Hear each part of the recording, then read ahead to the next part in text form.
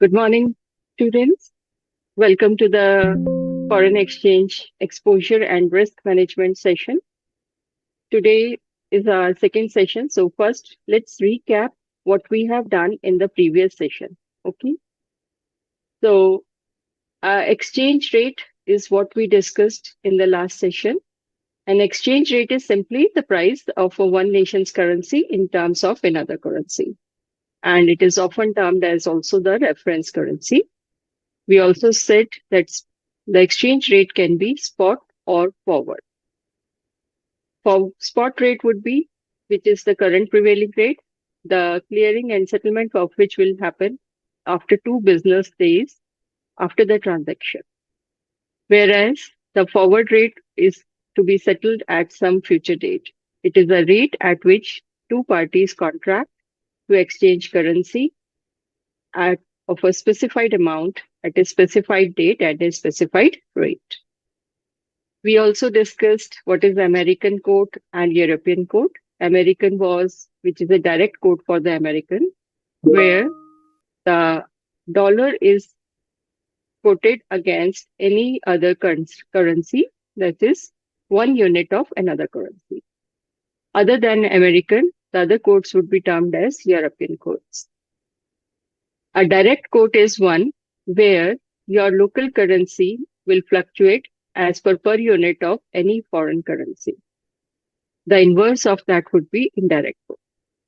We can also see that the quotes can be given direct or indirect in terms of how many decimal points do we use to quote.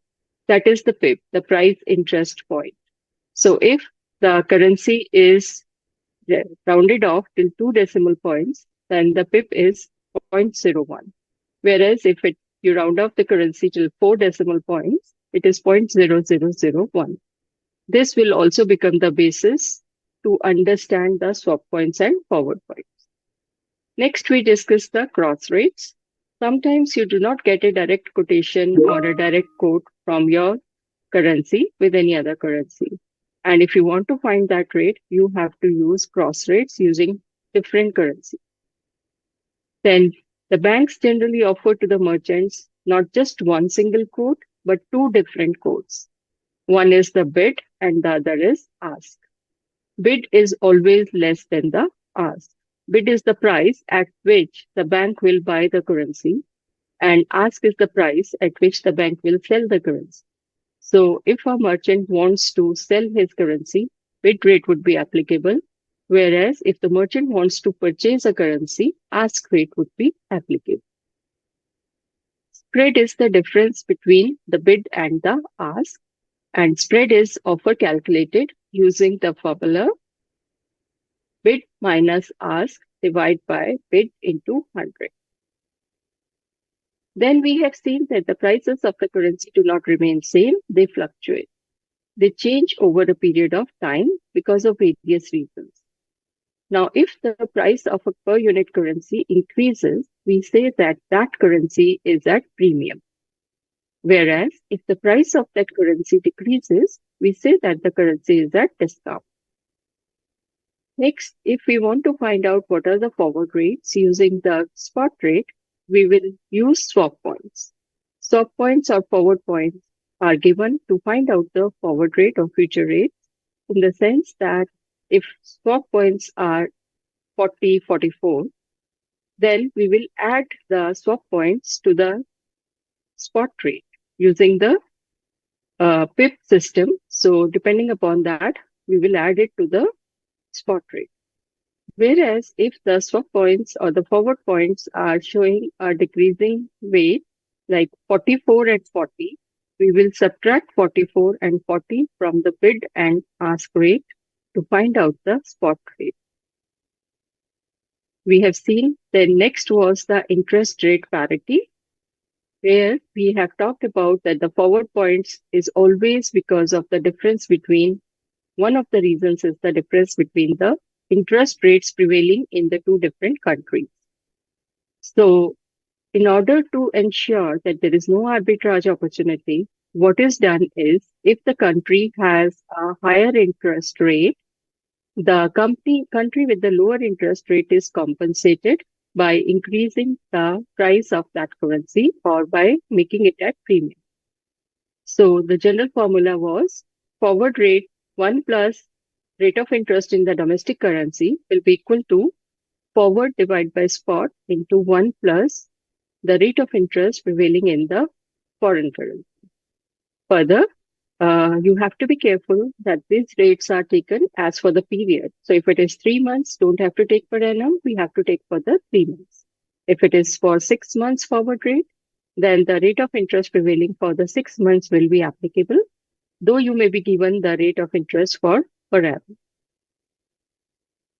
We also did a few questions. I'm sure you will be able to recall them quickly. So here the concept was that if the dollar has appreciated and you have made an investment in dollars, so not only the interest which you have generated or the return which you have generated, that would be your income or your return, but also the appreciation in the dollar. So here we quickly saw that the price of the bond changed from 5,000 to 5250, plus there was an interest of 350. So a total return of 600 was received on 5,000, which is 12%. Now, if you are a US citizen, that is all that you have got, 12%. But if someone else is investing, converting his currency into dollars and investing in US, then when he will reconvert, he will also get the premium in terms of dollar appreciation of 2%. So his return would be calculated as 1.12 multiplied by 1.02. Then we talked about Nostro and Vostro accounts, and we also saw that how a foreign bank can maintain an account, let's say in India, which will be called as Nostro account. So for that, he has to maintain the money in terms of rupees in India. Now, to fund the Nostro account, the ABN AMRO Bank wanted rupee 15 million. And for that, it converted against US dollars. So the dollar quotes were given.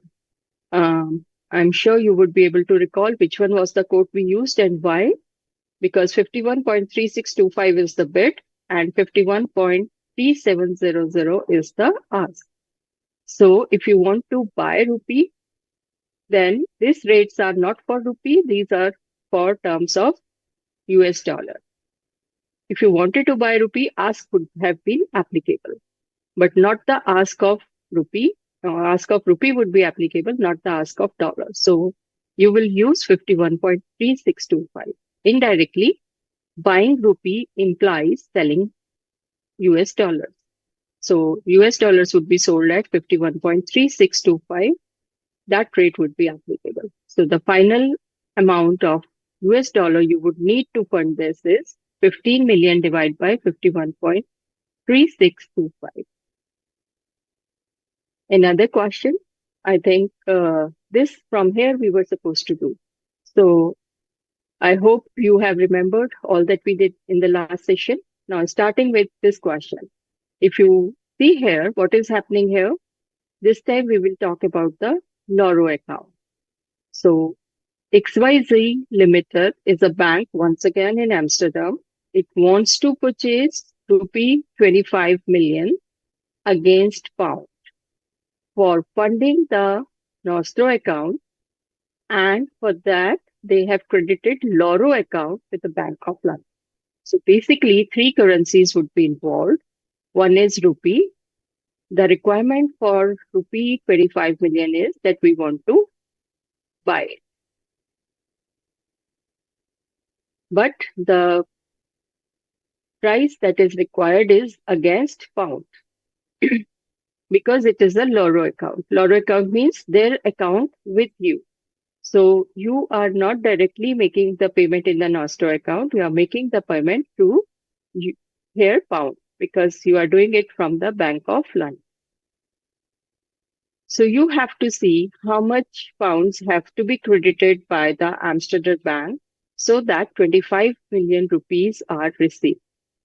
Now, let's see what are the ongoing interbank rates. One rate is against rupee and dollar, and the second rate is against pound and dollar. So we will require firstly, our first requirement is what? Buy 25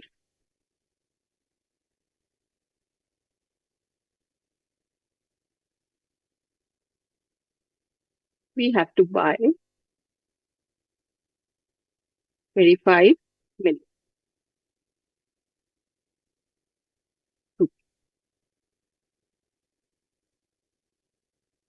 Second thing is direct exchange rate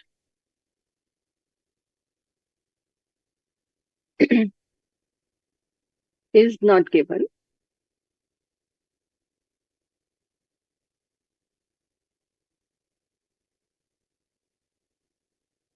Therefore, we will use cross rate.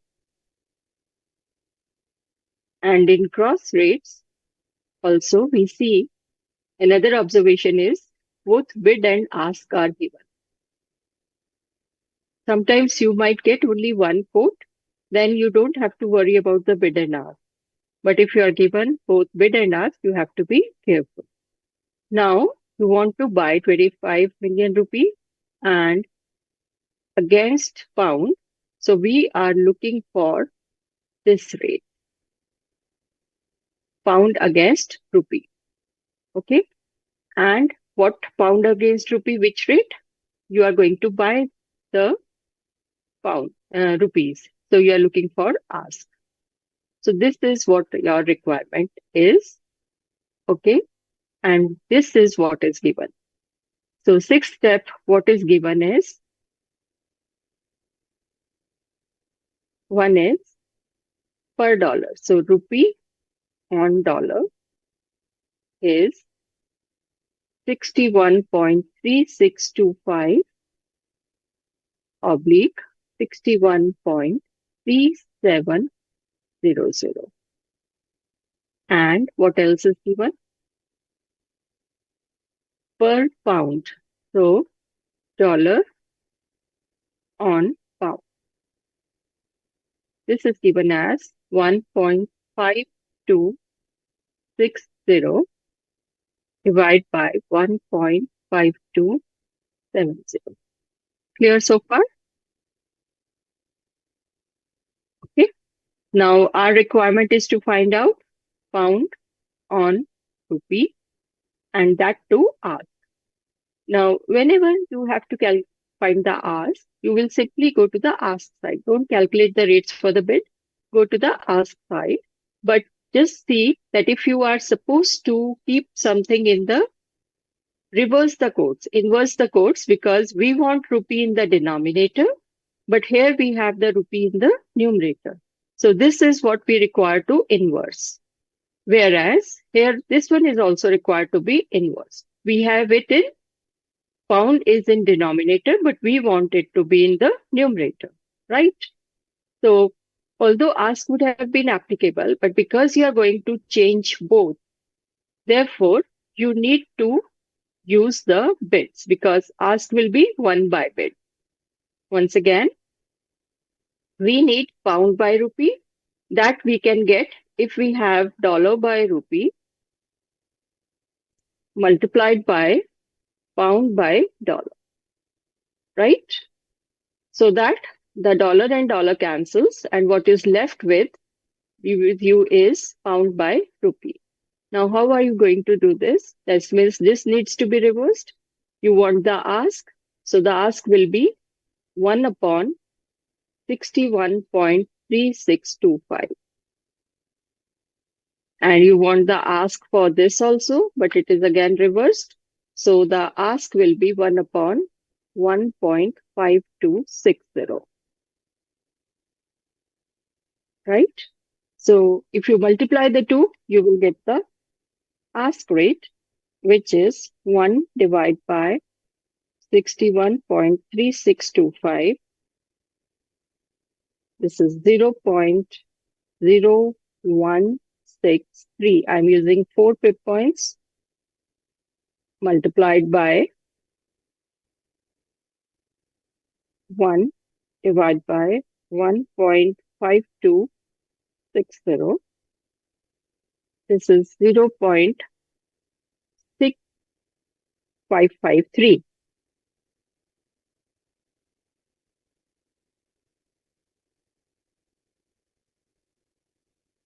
And 0.6553 is multiplied by 0.0163. You end up getting 0.0106 or 7. Team, one thing you will do is you will always write that the rates have been calculated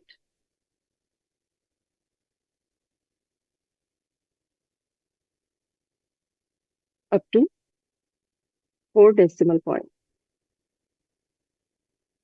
So you will mention whatever the rounding off procedure you are using. So please write down that you have taken calculations up to 4 decimal points, rounded off till 4 decimal points. Okay. So now you need 25.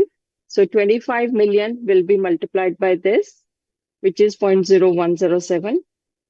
25 into 0.0107. That means you will need 0.26 million.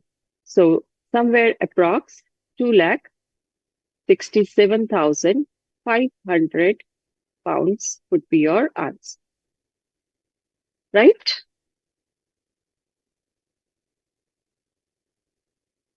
So here I am trying to explain to you how you will fund the Nostro account, but this time using a Loro account, right?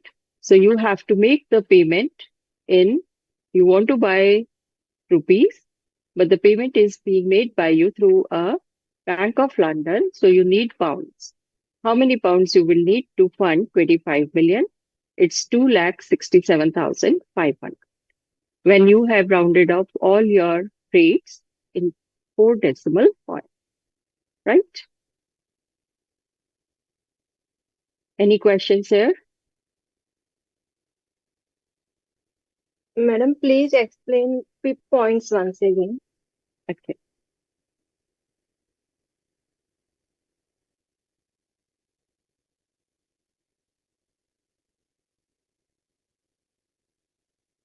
How pip points are particularly relevant? Here I have taken the quote like, let's say, 1.5635. Okay. This was the rate for dollar on pound. I'm taking just one of the rates, bid or ask, just to explain the pip points. 1.5260 rather. Sorry.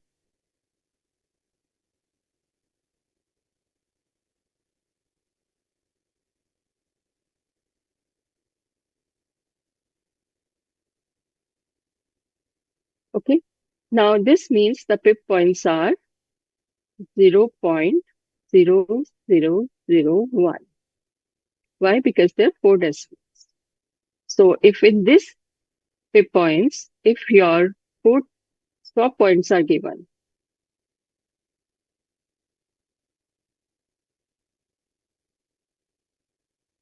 so if stop points are given, let's say 10 oblique 20. So what would be the new exchange rate?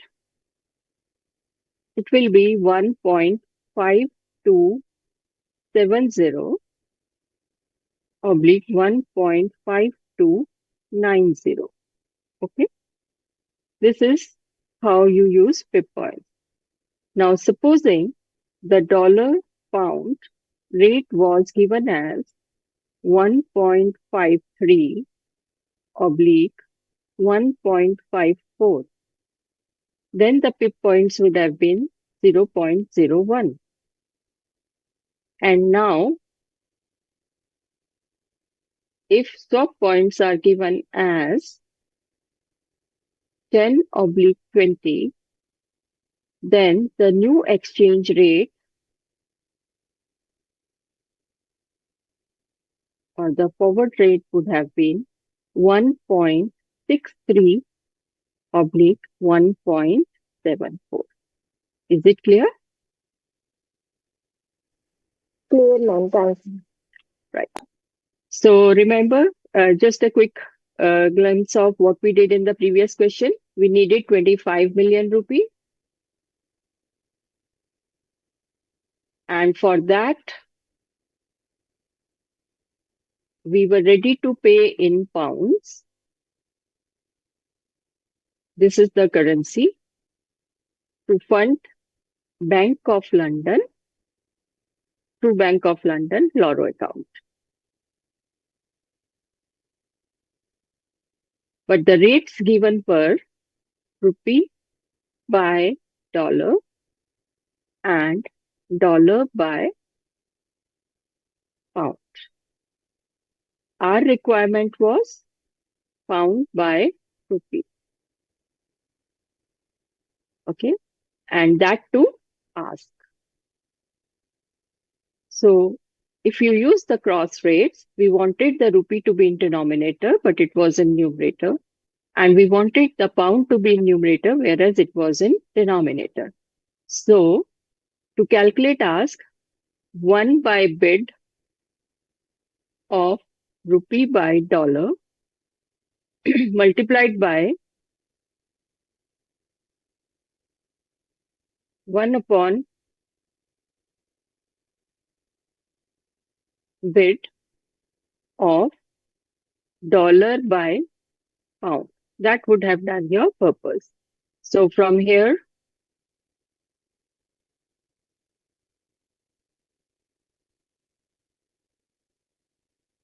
we would pick up this rate, 1 upon this and 1 upon this, multiply the two, and you would have got the ask rate for the rupee against pounds.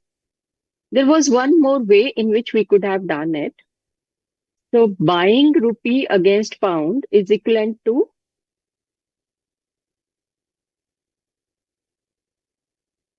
selling pounds, right? If you want to buy rupee by giving pounds, that is buying rupee or selling pound. So if you want to sell pounds, the rupee by pound bid rate would have also been applicable, right?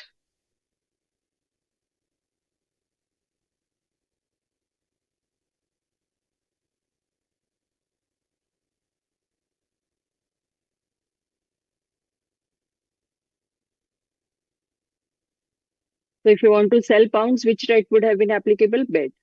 Now, if you look at this, this is what we exactly have, right? This is what we exactly have. Rupee is in the numerator, pound is in the denominator, and you needed the bid rate. So you multiply the two, and you will get at what rate you can sell the pound. Okay. But we needed to fund 25 million. So 25 million divided by this answer, whichever will come, giving you the same answer as this. You can check it. So it was 61.3625 and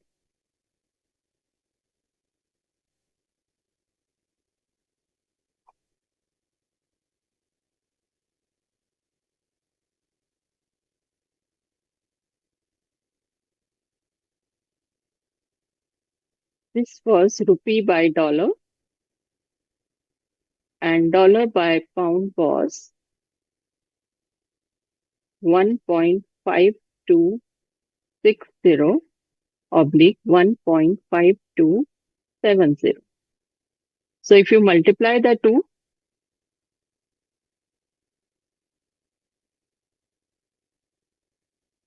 you end up getting rupee by pound.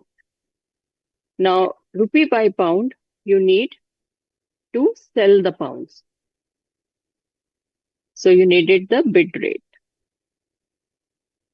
which will be equal to 61.3625 multiplied by 1.5260.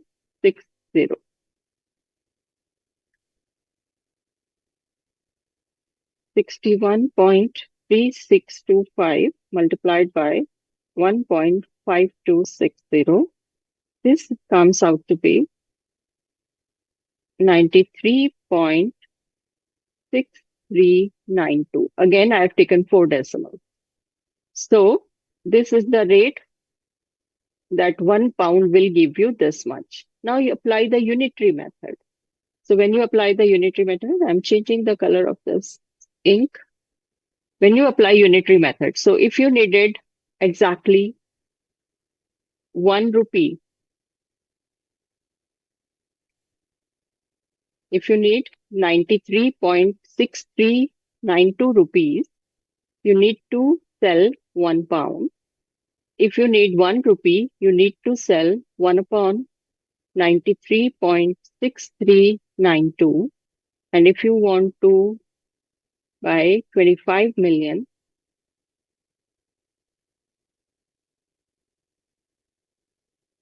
1 upon 93.6392 multiplied by 25 million. Okay. So getting the same answer almost, 25, you again get the same answer as 2,67,500. Okay. Maybe a slight difference can come because of rounding off. Otherwise, you get almost the same answer. Right? Any questions here, or is it clear absolutely? I have given you 2 ways in which you can do it. The first one was the very direct method. You want to buy, first find out what do you want to buy. Do you then check whether you do have a direct quote with that currency? If not, look for the cross rates. And because you want to buy rupee, you have to see that ask rate for the rupee would be applicable. So you want a quote as pound by rupee ask. What is given? Write down that. And after that, see how you can fulfill your requirement, pound by rupee ask. That is simply by reversing the two quotes, inversing. So we want the rupee in the denominator, you will inverse this as well as this. And because you want to find out ask, you will be using 1 by bid. So 1 upon 61.3625 and 1 upon 1.5260.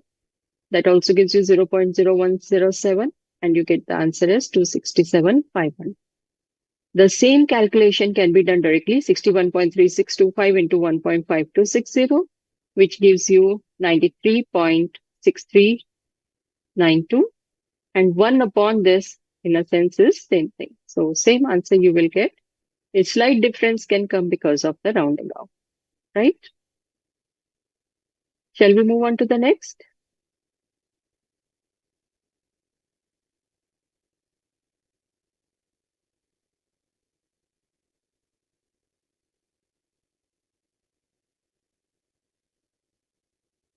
Okay.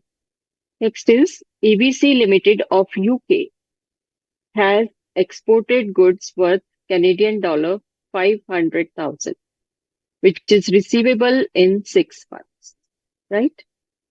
Exporter wants to hedge the receipt in the forward market. Following information is available. The spot exchange rate is Canadian dollar 2.5 by pound. Interest rate in UK is 12%. Interest rate in Canada is 15%. Now, the forward rate truly reflects the interest rates differential. Find out the gain or loss to the UK exporter if Canadian dollar spot rate declines by 2% or gains by 4% or it remains unchanged over next 6 months. I hope you have noted down the previous question. So ABC Limited has exported what? Goods. Worth how much? Canadian dollar 500,000 or 5 lakh. So first thing is you have to find out who's the party. UK. What has he done? Exported. So anyone in UK who has exported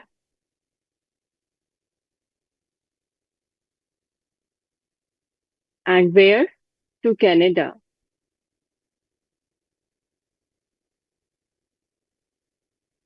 Once this information you have processed, it means that this person will have Canadian dollars receivables. So he will receive Canadian dollars and this he will sell to convert back to pounds.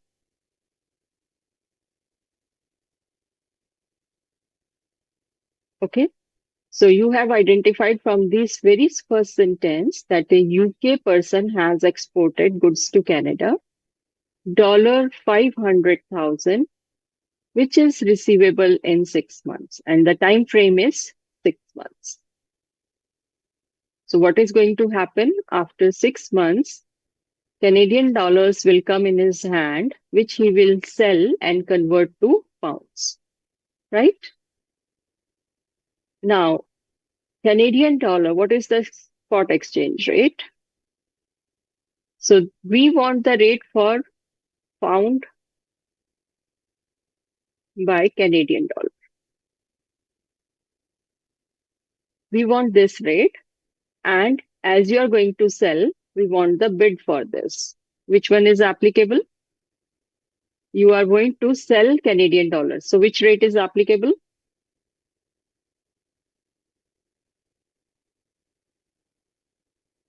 Bid. Bid. Perfect. So we want this rate.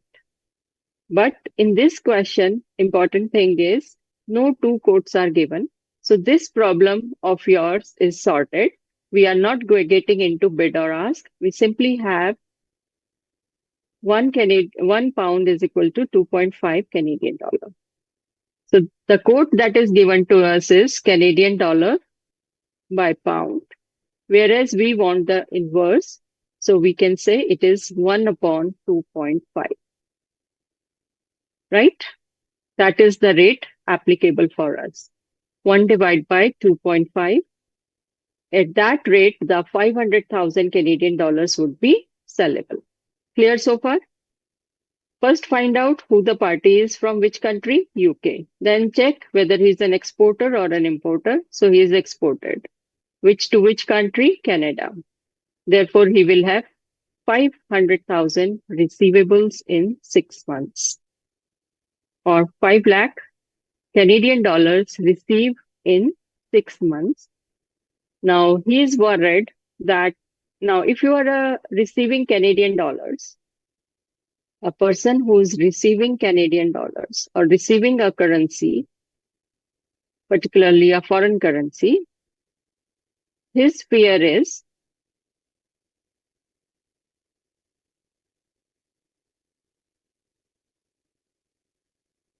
that Canadian dollar, this currency should not decline.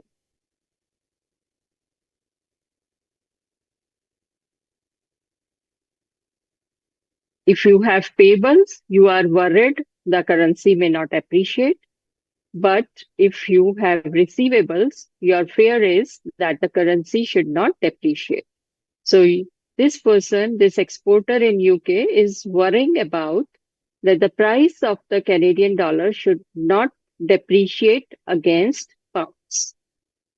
So he wants to ensure, he wants to hedge his risk, or he wants to cover his risk by taking a forward contract or a forward market. So he's hedging the receipt in the forward market. So what do we need to calculate? We have the current rate as 1 upon 2.5. We want to find out the forward rate, right? So let's do that. And here it is specifically mentioned, forward rates truly reflect interest rates differential. So we will assume that whatever the forward rate is, the change in forward rate is purely because of the changes in different interest rates prevailing in Canada and in UK. Okay. So remember we talked about the interest rate parity. So first let's calculate the forward rate applicable.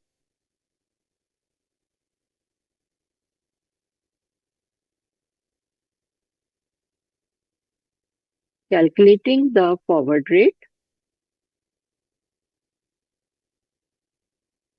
using interest rate parity theorem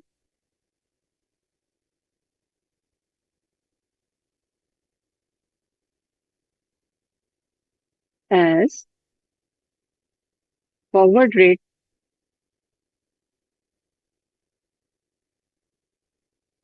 reflects the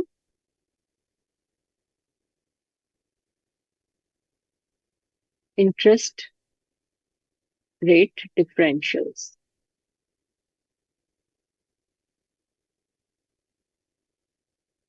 So what was our covered interest rate parity theorem?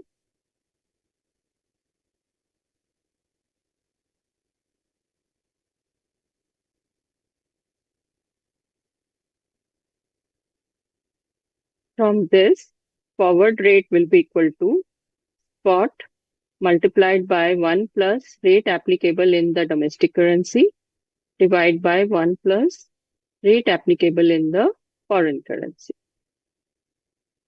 So rate applicable in the domestic currency. Here, the domestic currency is the rates given are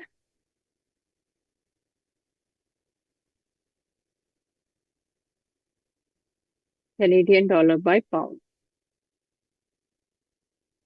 Okay, so the rates would be spot, which is 2.5,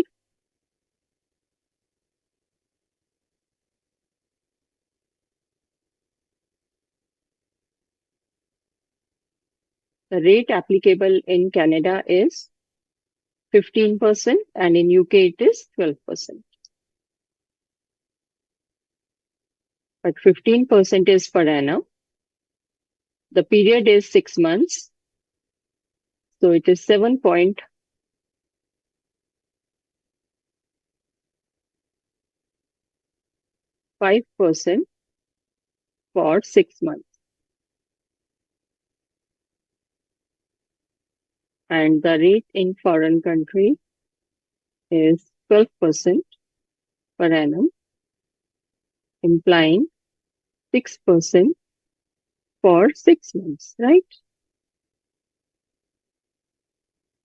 So if you will put these values here, it will become Canadian dollar by pound, which is 2.5. And so if you see which is the domestic currency, Canada. Why? Because the direct quote is in Canada. It is a direct quote for someone in Canada, right? 2.5 per pound. What is the rate of interest in Canada? So it becomes 1.075 and divide by 1.06. So this is the forward rate which is applicable. 2.5 multiplied by 1.075 divide by 1.06. So from 2.5, it has moved to 2.5353, 54, if you take 4 decimals. 2.5354. Okay. Which currency is at premium? If the rate has changed from 2.5 to 2.5354, which currency is at premium?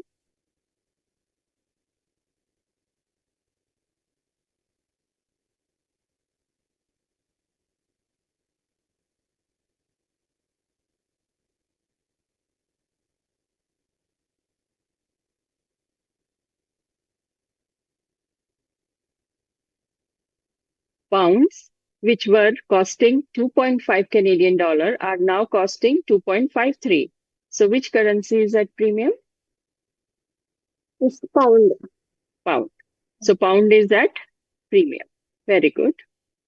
And now if pound is at premium, which means Canadian dollar has depreciated, are expected to depreciate. So there would be a loss to the exporter. You can see what was the rate? 2.5. Okay. So calculate how much would have he got today.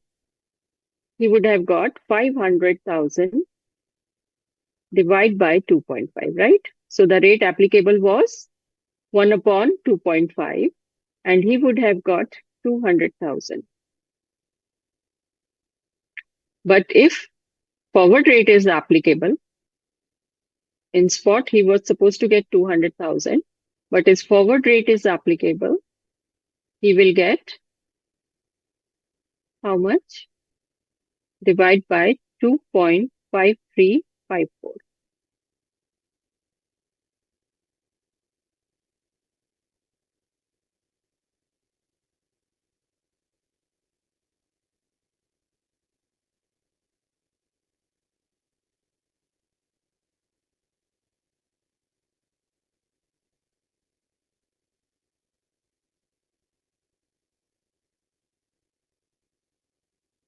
We will end up getting 197,207 pounds.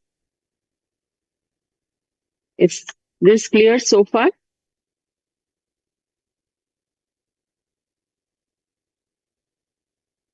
Yes. Look at the question again.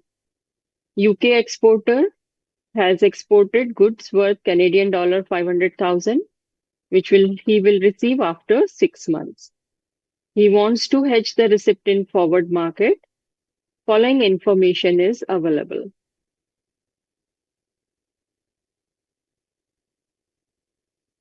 Okay, thank you, Leela. So the following information is available. The Canadian dollar 2.5 per pound. But what do we want?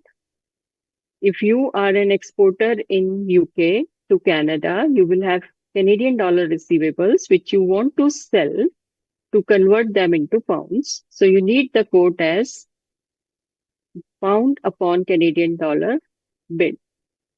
However, we have one rate only. So the rate is, because we have to inverse the quote, the rate becomes 1 upon 2.5, which is 0.4. So 500,000 into 0.4 will give you 200,000. So at present, if nothing changes, he is supposed to be receiving 500,000 multiplied by 0.4, 200,000 pounds. But the payment is going to come after 6 months. And there is a difference in the interest rates in UK and in Canada. Canada has a higher interest rate of 15%. We have seen that the country where the interest rate is lower, that country's currency is at premium. So pound will be at premium and the person who's exporting to Canada definitely fears that Canadian dollar should not fall. And his fear is not unjustified because he can see that Canada has higher interest rates, so his currency is likely to depreciate. So he wants to hedge using the forward rates. So the forward rates are not given. We have to calculate the forward rate using the interest rate differentials. So how we have calculated in the previous class also, the basis the interest rate differential using interest rate parity theorem. So this is what you will calculate then. Using this formula, Canadian rate of interest is 15%, UK rate of interest is 12%, both are per annum. So for 6 months, you have to divide 15 by 2 and 12 by 2. And then apply the formula. How you calculate the forward rate? Spot multiplied by 1 plus rate of interest in the domestic currency, divide by 1 plus interest rate in the foreign currency. So you always take it in decimals and you get the new rate against 1 pound, which is 2.53. Now, if you once again inverse this quote, what he is supposed to be getting from the forward contract is 500,000 divided by 2.53454. So a little less than what he was originally getting. So there is definitely a loss of 2,793. Okay. So far clear? In this question, Mhm. why have we taken RD as 15%? Shouldn't it be 12% RD? Okay, very good question there. So we are talking about the domestic rate of interest, Yes. and what is the domestic currency? Is the home currency? UK pounds. Okay, that is for the exporter. Domestic currency is the home currency, right? Home currency, uh, though local currency for the exporter is definitely pound, right? But when we are taking the domestic currency as home currency, we will not look at from the perspective of the exporter. We will look at the rate given. We have used this rate, 2.5. So here, if the quotation is Canadian dollar upon £1, for this quotation, which is the domestic currency,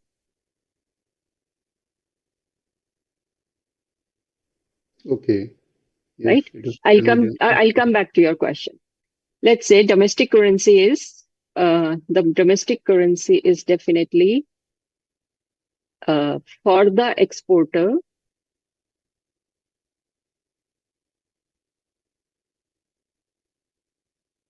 UK pound. So what is the exchange rate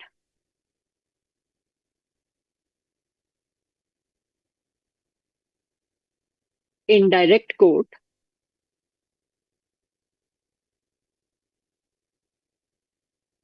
for the person?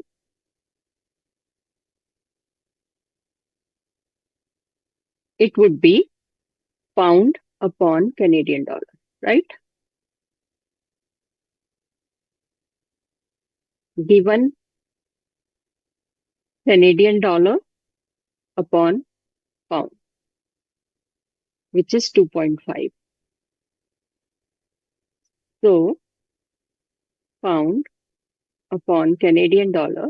Instead of number, you can write CAN and dollar also. That would be better here. 1 upon 2.5, right? So this becomes the spot rate now. 1 upon 2.5 you may take, or you can call it 0.4. Now, interest rate parity theorem.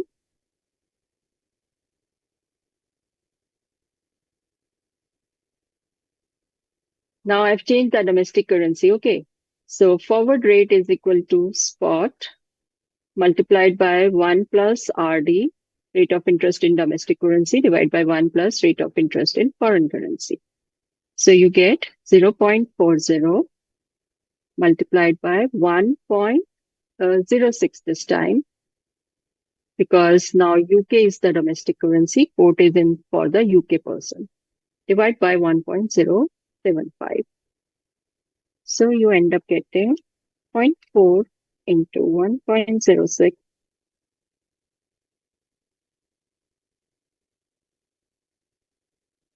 divided by 1.075, 0.3944 roughly. Whereas here, what do we get? It's equivalent to 1 upon 500,000 multiplied by 1 upon 2.5354, right? So 1 upon 2.5354. Just check out what it is. 1 divided by 2.5354. This also comes out to be 0.3944. Understood? Yes, understood. Yeah, thank Oh, you. welcome. Now, important thing is, so you have made one thing very clear. Key point here is when you are applying the formula, forward rate is equal to spot 1 plus RD divide by 1 plus RF Don't have to look at from who the exporter importer is or who you are and what is the domestic currency for you. You have to see the spot rate is given. The spot rate given is a direct quote for domestic currency. Okay.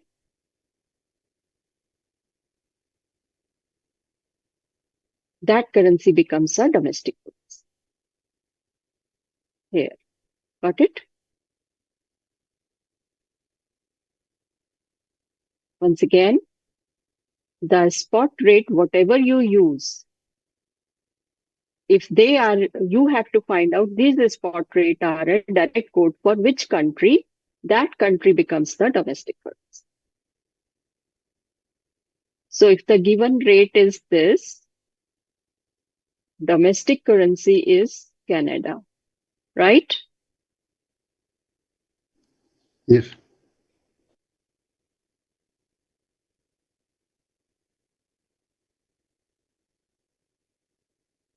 So Canada's interest rate will come as a numerator and UK interest rate will come in the denominator. But if the spot rate is this, domestic currency here becomes UK.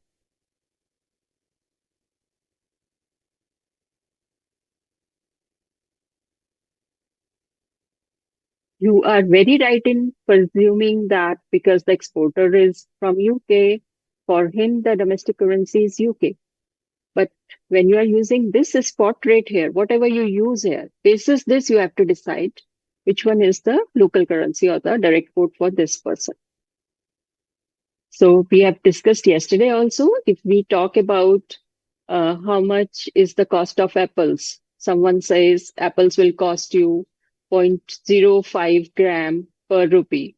You go to buy clothes and the shopkeeper says the cloth will cost you 0.50 meter per rupee. This is very confusing. We are Indians. We are comfortable when the rupee fluctuates. You tell us clearly, give us 10 rupee, 20 rupee, 1,000 rupee, 5,000 rupees, 2 lakh rupees, whatever. So we are okay. 1 unit of the other thing, 1 unit, 1 kg of apple, how many rupees? 1 kg of oranges, how many rupees? 1 meter of cloth, how many rupees? €1, how many rupees? So it becomes direct for us. $1, how many rupees? That is direct for us. So let your currency fluctuate. You are comfortable with that. But keep the other currency as a commodity like. So 1 pound equal to how many Canadian dollars? So this becomes a direct quote for Canada. So if you are using this quote, the domestic currency is Canada and the rate of interest prevailing in Canada is 15%. Similarly, if I had changed it to pound by Canadian dollar, then 1 Canadian dollar equal to how many pounds? This becomes a direct quote for the person living in Britain. So he's okay with this as a direct currency. So if this spot rate is used, 0.40, that means you will use the interest rate prevailing in UK as the RD or the domestic rate. Got it? Answer will be same and there would not be any difference in the answers at all. Right? Yes, right. Okay. Any other question? All right. So far we have discussed in this question one thing that ABC Limited UK exported to Canada and he has Canadian dollars receivables. So he's fearing that the price of Canadian dollars may not depreciate and pound may not appreciate. So for that and looking at the interest rate, the fear is justified. Therefore, he wants to hedge in the forward market and the information given, first we have to calculate the forward rates as reflected by the interest rate differentials. So this is the forward rate, which is 197,207. So still he will be making a loss of 2,793, but nothing more. So that loss is fixed. Now, there is further to this question. Find out the gain or loss to the UK exporter if the Canadian dollar spot rate declines. So his fear was right. Canadian dollar spot rate has declined by 2%. Now, what has declined? That means 2.5 has not declined by 2%. Is it the answer? If it has declined by 2%?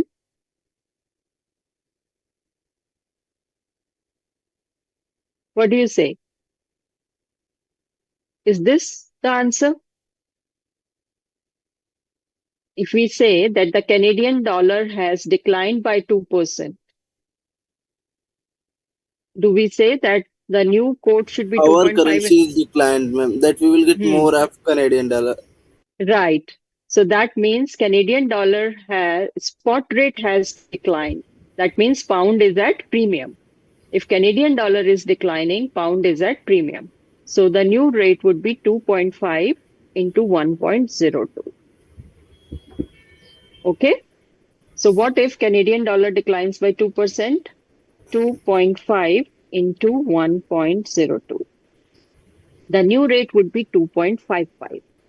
And if the new rate would be 2.55, the person will end up getting further less dollars, pounds, 500,000 divided by 2.55. He gets 196.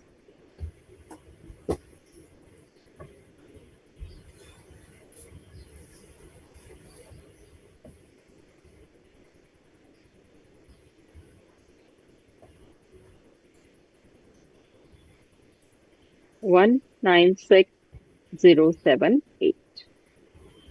So he um, gone for a forward contract, he would have saved himself, right? Okay, he would have reduced his loss. But these are all assumptions, no, that the rate has declined and the rate will go up. Anything can happen. So if actually the forward rate gains by 4% or the Canadian dollar gains by 4%. Now Canadian gains 4% implies pound loses 4%. Someone is on unmute and okay. If you have any questions, please ask. Otherwise, we'll proceed. So Canadian dollar gains by 4% means pound depreciates. So this is good for the person. Now 2.5 into 0.96. That means the new rate would be 2.4. And then the amount received would be 500,000 divided by 2.4. He would end up getting 2,08,333. So if Canadian dollar gains, it's a benefit for him. But if Canadian dollar declines, it's a loss. So declining of Canadian dollar implies pound gaining, and gaining of Canadian dollar implies pound loss is in at discount. Okay. Do you all agree with whatever we have done so far?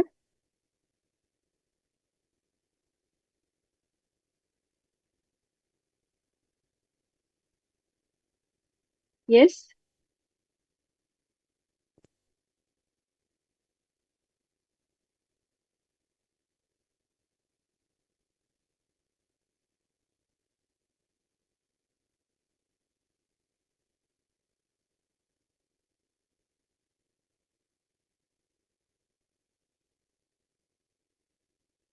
One small glitch is there here, but you can use it approximately. What is the problem here is that if Canadian dollar has actually declined by 2%, does not necessarily mean that the pound has gained exactly by 2%, right? We discussed about this thing yesterday. Canadian dollar by pound was 2.5. So what is the actual price of Canadian dollar? It is 1 upon 2.5. And this price has declined by, now we can say Canadian dollar declined by 2%. implies the new rate should be 2.5 into 0.98.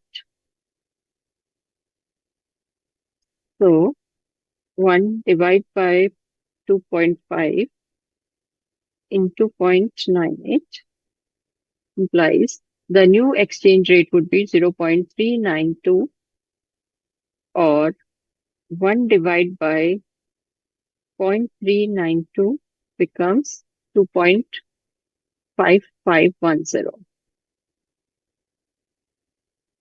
So there will be very slight difference. 2.5510 into when you will use this to calculate how much is the exporter going to get in pounds, 500,000 divided by 2.5510.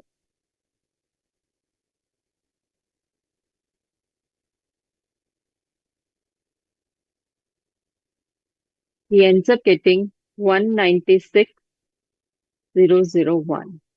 Whereas when we said 2.5 into 1.02, the rate came out to be 2.55, and 500,000 divided by 2.55 would give you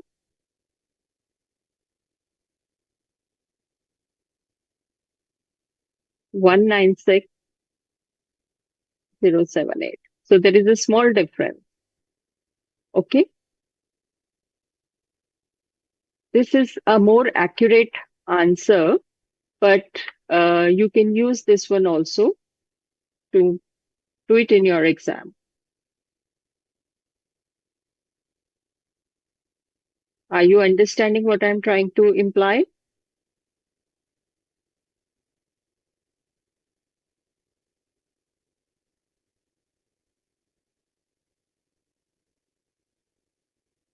Yes. It said that the spot rate changes and the Canadian dollar declines by 5%. Now, Canadian dollar declines by 5% means first find out the rate for Canadian dollar actually, which will be inverse 1 upon 2.5, then decrease it by 2%. So 1 by 2.5 into 0.98, that comes out to be 0.392. So the rate which was 2.5 has now changed to 2.5510. And you would end up getting 196,001. However, we have used this method. So there is a slight difference in answer, but this becomes convenient because there will be hardly any difference. So 2.5 was the rate. Canadian dollar declining by 2% implies pound increasing by approximately 2%. So 2.5 into 1.02, 2.55 using. The second part was if the Canadian dollar increases by gains 4%.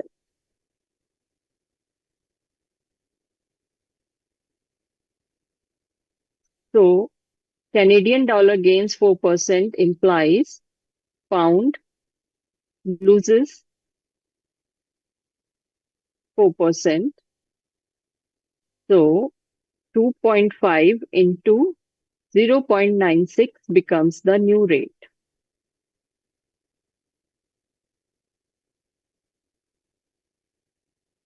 So the new rate is 2.4, and the exporter ends up getting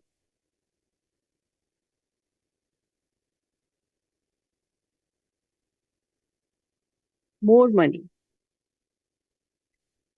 He ends up getting 208,333 approximately. Right?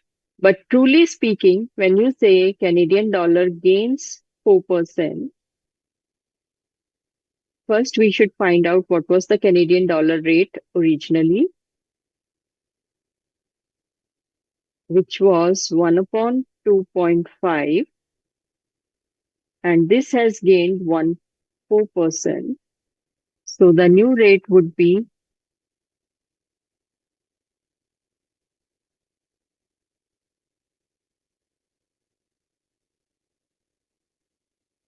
0.416. And if you multiply this directly with 5 lakh, you can do that also. You end up getting 208 only, this much. So there is slight difference. Now let's say, look at the question. The question says, forward rate truly reflects the interest rate differential. Find out the gain or loss to the UK exporter if Canadian dollar spot rate declines by 2%, gains 4%, or remains unchanged over the next 6 months. So initially he was supposed to get a 200,000. But if he goes for the forward rate, he hedges and he ends up getting 197,207.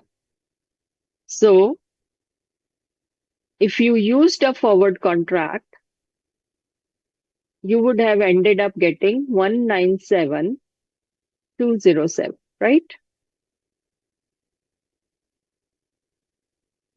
But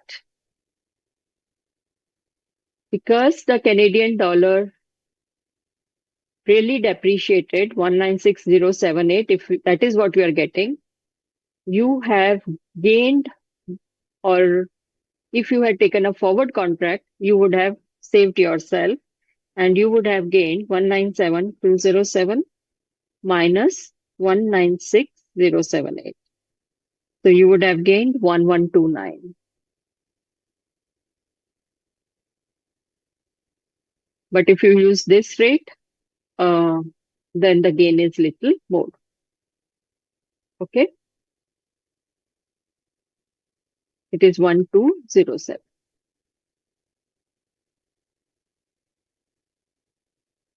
Similarly, here, if you had taken the forward contract,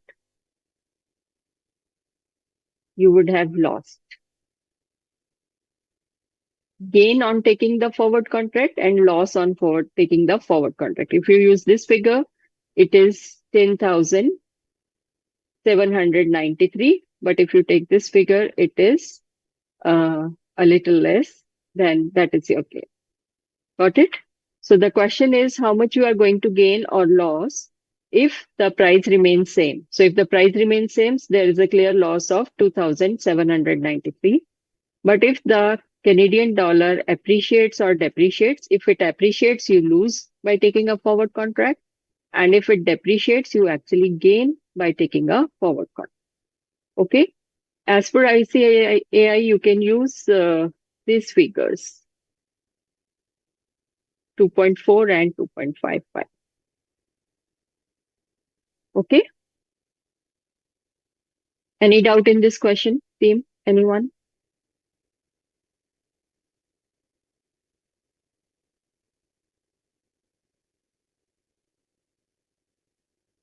Yes?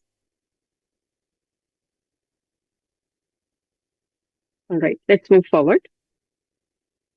Here we talk about a very interesting concept. Just take 1 minute to understand the concept here. There is a concept like, you understand 2-month swap points? How much they are? 70 and 90. So if these are the rates given on 3rd April 2016, the spot rate for US dollar 1 is given as INR 66.2525 and 67.5945. So what is the pip here? 0.0001.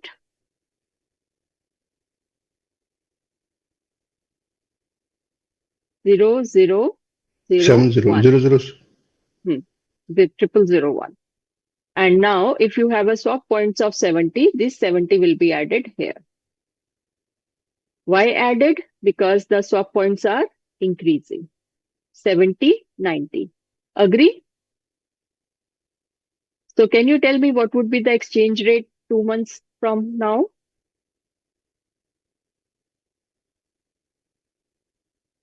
$66.2595. Agree? You will add 70 to this 25. And here 45 plus 90. So what will be the exchange rate here? In a sense, you can add on your calculator 67.5945 plus 0.0090. So the exchange rate after 2 months is 67.6035. So far clear?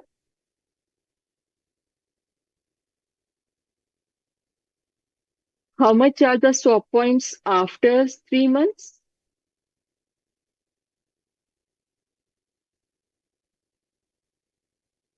This is also increasing. So after 3 months, swap points are 160 and 186. So what will you do? 3 months later, the exchange rate would be 66.2525 plus 0.0160. And here 67.5945 plus 0.0186.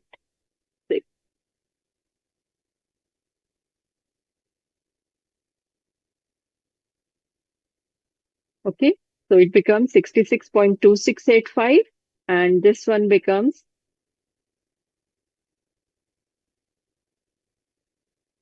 67.6131. Clear so far? Any doubt in this case? Right? Clear. Great. So these are your exchange rates after 2 months and 3 months. But there is a problem in this question. Problem is we don't want the exchange rate for 2 months. We don't want the exchange rate for 3 months. We want to ascertain the swap points for 2 months, 15 days, 2.5 months. So somewhere between this. And between this is exactly midway. Okay. So we follow a concept of interpolation. To say as a layman, let's say if in 10th you are scoring 70% and in 12th you are scoring 90%. So I can assume what you are scoring in class 11 by interpolating. What it will be? 80%. As simple as that. So if after 2 months the swap points are 70 and after 3 months the swap points are 160 in the bid. So what is the total movement? 90? 743. Yes, ma'am. Here also you assume that the percentage has increased by 20%. So you assume midway it will increase by half, 10%, right? So here also the swap points have moved from 70 to 160, which means the total movement is of 90. So exactly midway, the total movement would be of 45 swap points. Okay? Agree? Yes, ma'am. So 70 plus 45 is 150. This is for the bid. I'll take a different color for the ask.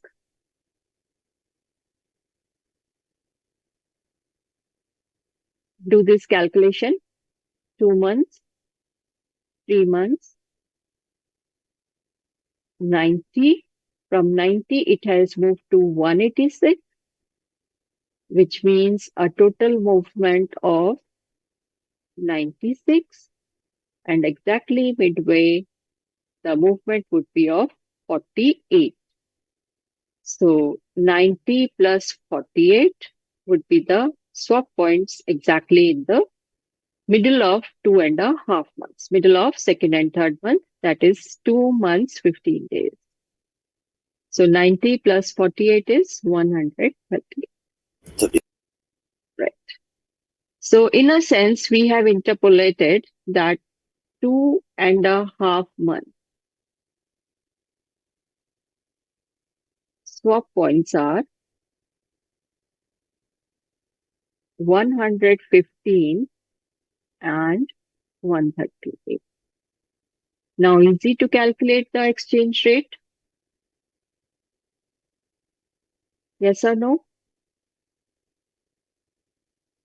66.2595 oblique 67.6035. Add the swap points 0.0115, 0.0138. This will give you the exchange rate after 2.5 months. 2 months, 15 days. So it's saying that assuming the spot to be from 5th April, you are required to calculate the swap points or 2 months, 15 days. That is for June 20. So if you will add from April 5, 2 months, you move to 5th June and another 15 days is 20th June. So you have ascertained what are the swap points? This is the answer, 115 and 138. What is the new exchange rate? 66.2595 and 0.0115. 67.6035, 0.0138. Okay. Then compute the annual rate of premium or discount on US dollar on INR on an average rate. So we will just do that. Let's see how we're going to attempt this answer. So this was the concept of broken period forward rate. Okay. So first, question number 7, part 1, ascertaining the swap rate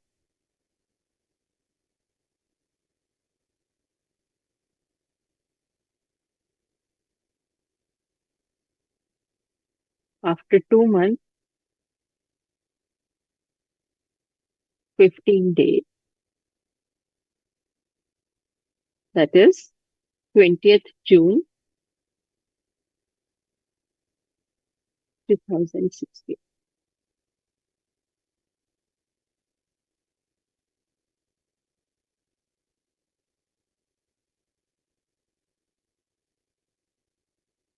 Swap points for bid, swap points for ask. After 2 months,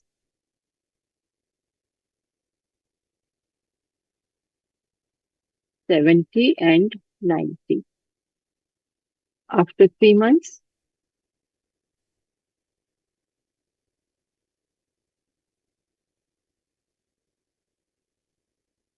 160 and 186.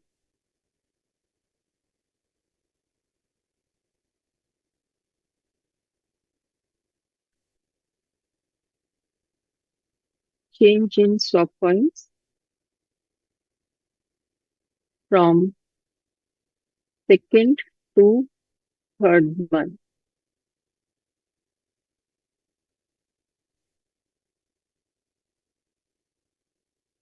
90,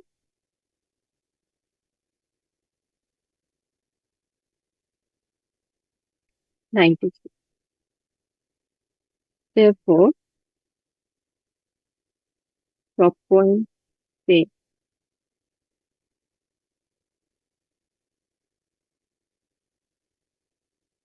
in 15 days between 2nd and 3rd month.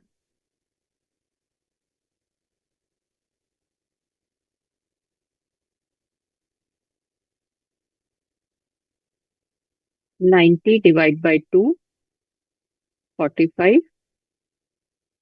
and 96 divided by 2, 48. So final answer, swap points at 2 months, 15 days. Right?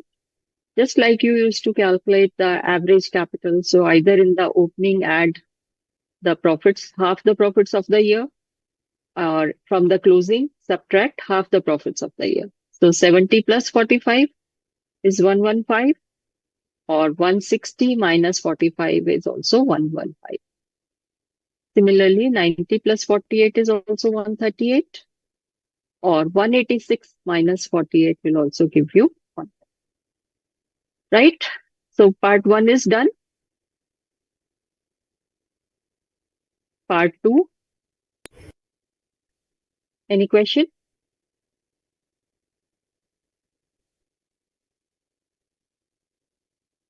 Is it clear? Yes, ma'am. Foreign exchange rate on 20th June. So simply opening exchange rate, that was 67.2525 and 5945.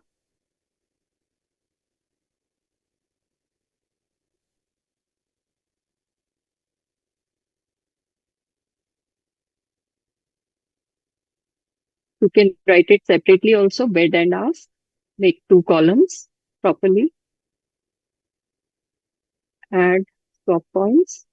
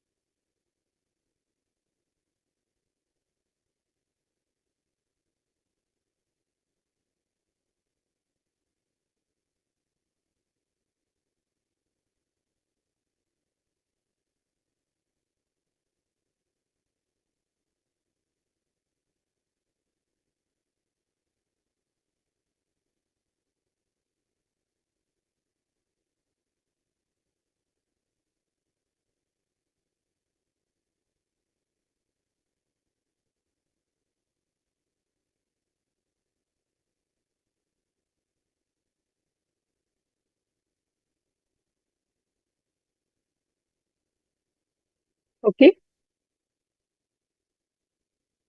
This is the second answer. Foreign exchange rate on 20th June 2016. In the third part, it is asking what is the premium, annual rate of premium or discount Ma'am, on, yes, how it gets 67 in Yes, it is 60, 60. sorry, it was 66.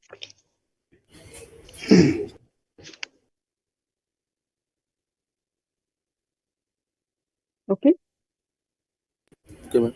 right. So the next part, it is asking 66.2525 from 67.5945. It has moved to that rate. Now you're asked to calculate the annual rate of premium or discount of US dollar on INR on an average rate. On an average rate. Okay. So first you have to find out the average rate.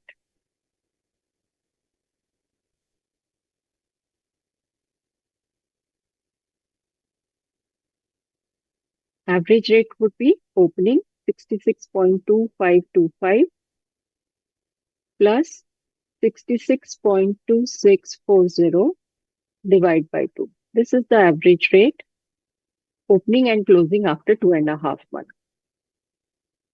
Okay. Simply speaking, you can see that it has increased by 115 swap points.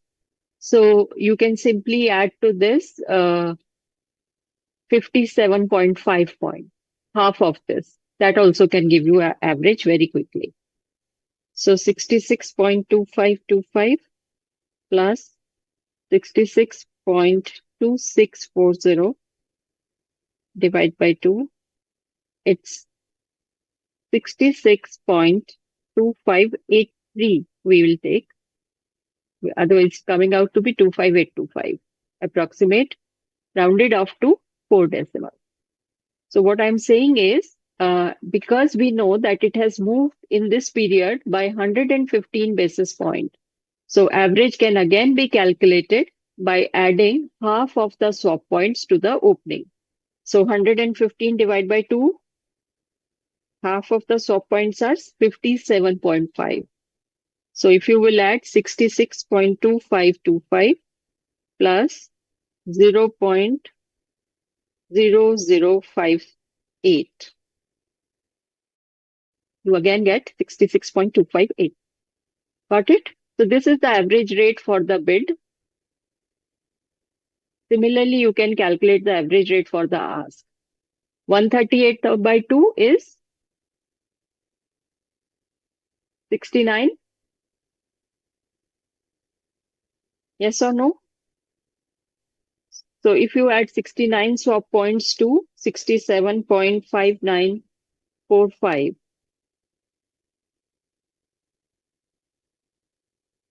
the average will be 67.6014.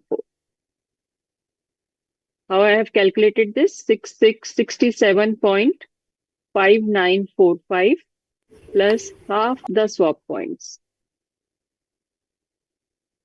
0.0069. Okay. Alternatively, you can definitely use this 67.5945 plus 67.6083 divide by 2. That will also give you the same answer. So now you have got the average rate, right? What is the premium?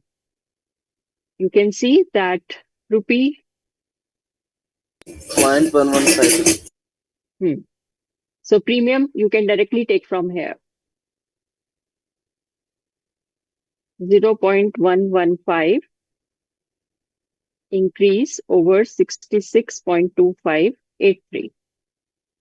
Convert it into percentage. This is the premium percentage. But this premium percentage is only for 2.5 months, and we want to annualize.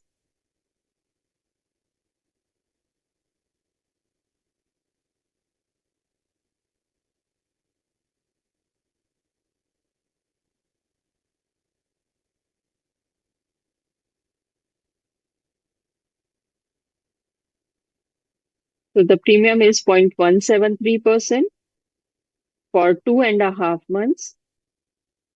But if you will calculate it for annual, it comes out to be 0.833% on the bid. Similarly, you can calculate for the ask. Okay. You can have a look at the question if you think there is anything else that you need to understand. On April 3, 2016, the bank quotes the following: spot exchange rate, US dollar 66.2525 and 67.5945. Then swap points are given for 2 months and 3 months. So you have to find out the swap points in the middle of 2 and 3 months. That's the broken period interest or broken period forward rate. Can you tell me what would have been the swap points?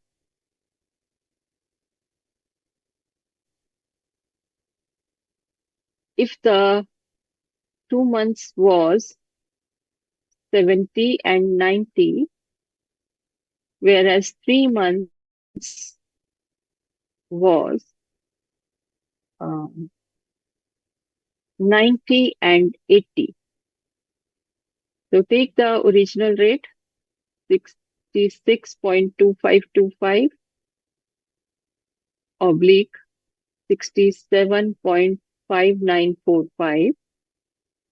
But if the swap points after 2 months was 70, 90, but after 3 months it was how much? 80. Think about it. All right, team, I can give you a 10 minutes break here. Okay.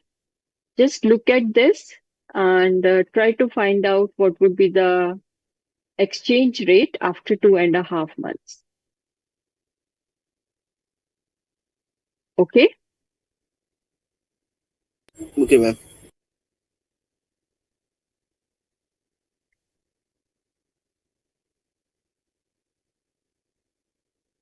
What I'm trying to say here is if it increases from 70 to 90 after 2 months, but in after 3 months, there is a decrease from 90 and 80.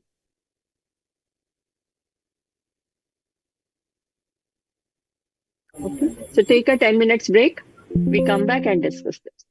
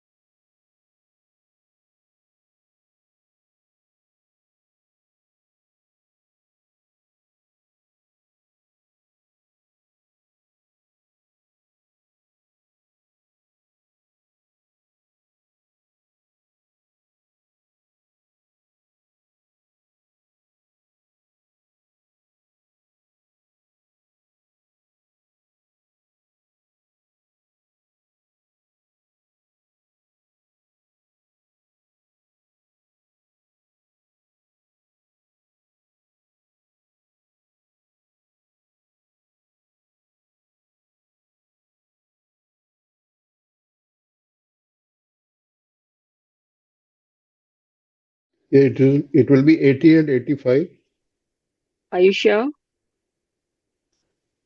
I think. Okay. Let's see.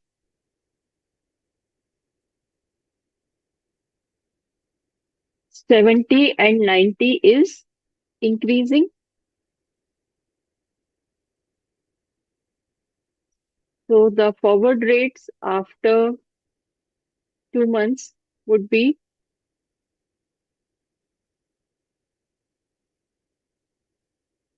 66.2595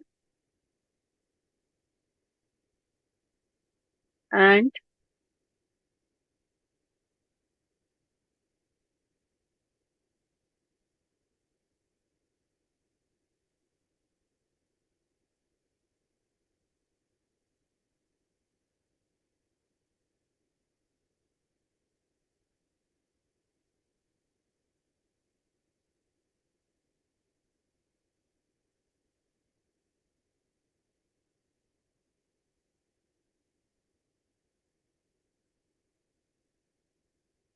67.5945 plus 90. So this becomes 6035. Agree?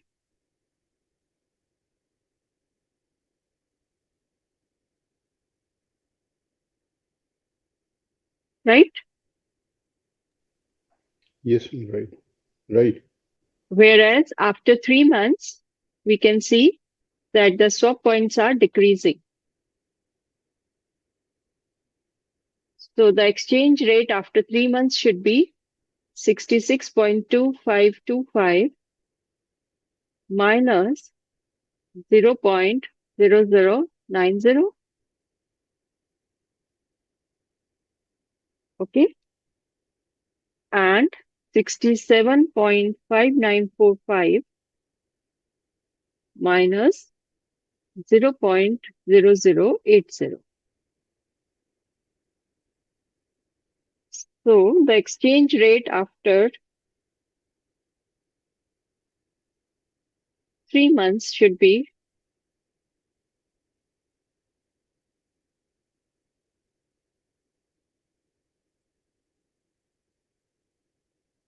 I hope you agree, no? When the swap points are decreasing, we have to subtract. Logical?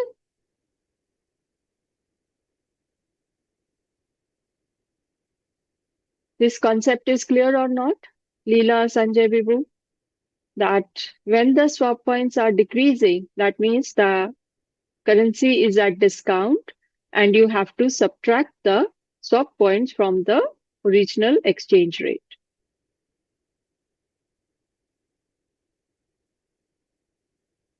Okay.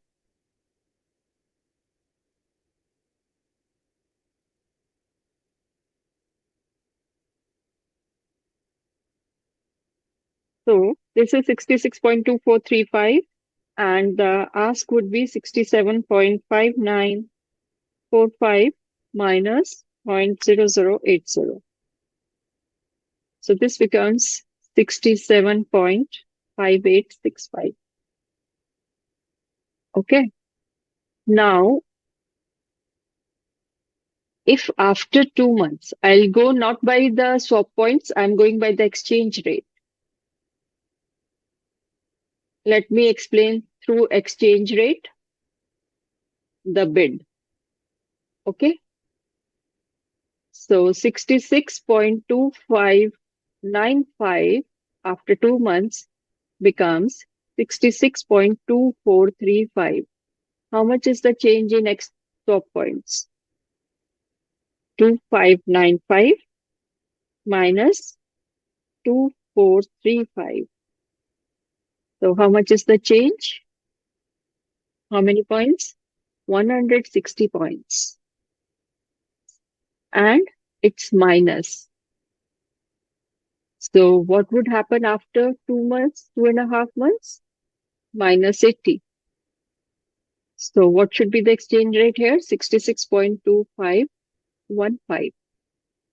95 minus 80, 1. Okay. Ma'am, we decrease 3 months swap points because it's in decreasing, no?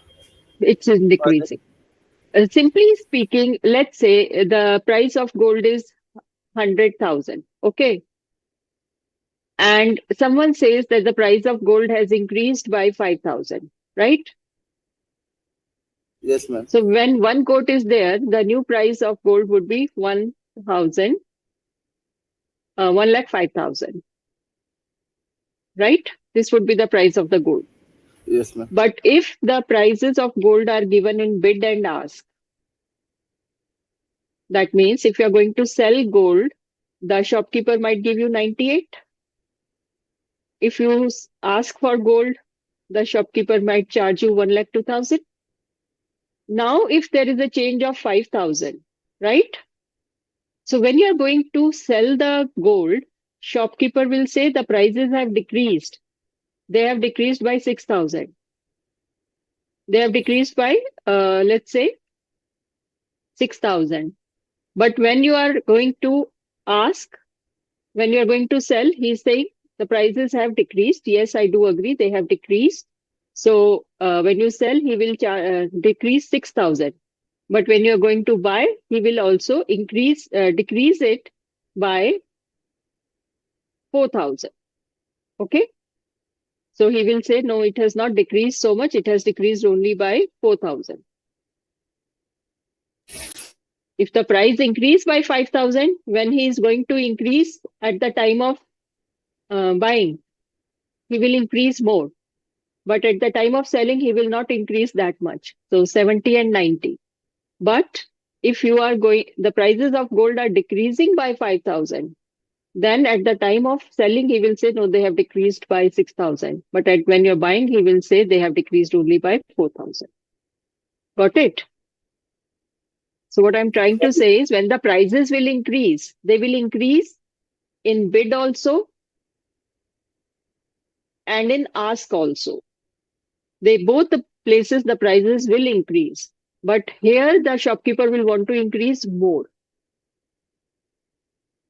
Similarly, if the bid and ask is there and the prices are decreasing, they will decrease at both the places. But here the shopkeeper will be wanting to decrease more.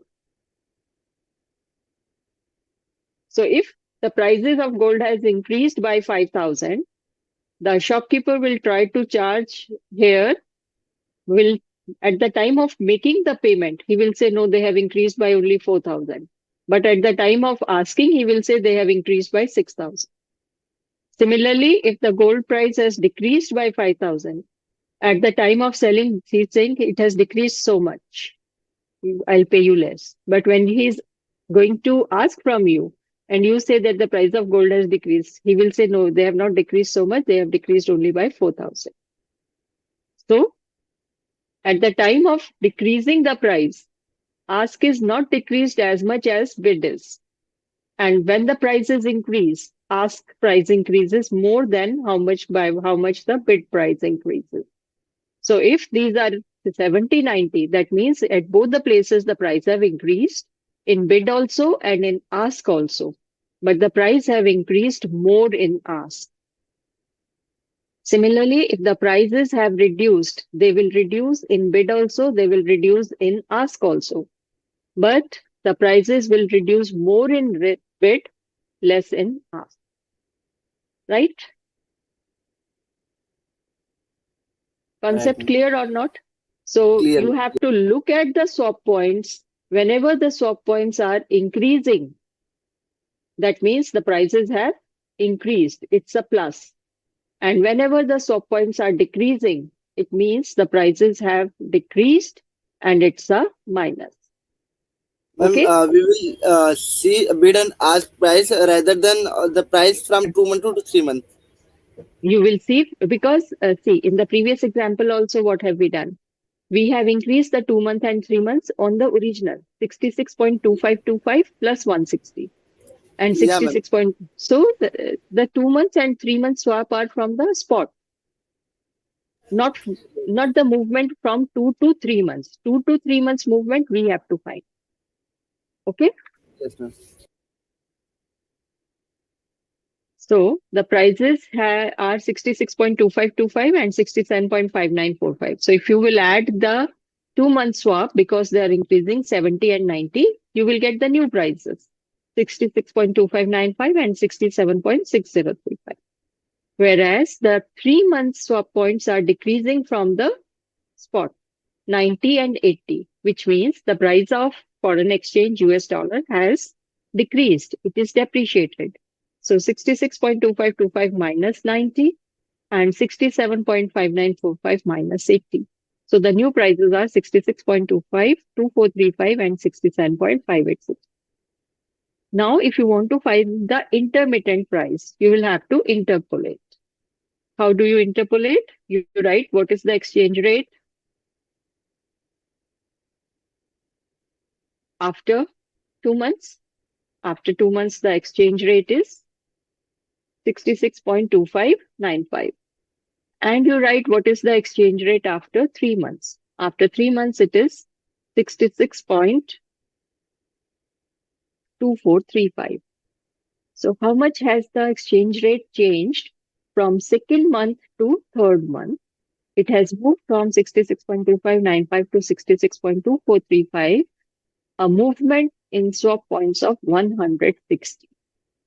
So if the total movement in 1 month is minus 160, the movement in 15 days midway would be 66.2595.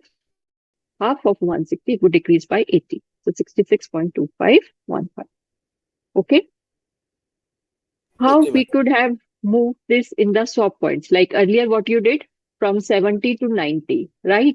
So you said midway it would be 80.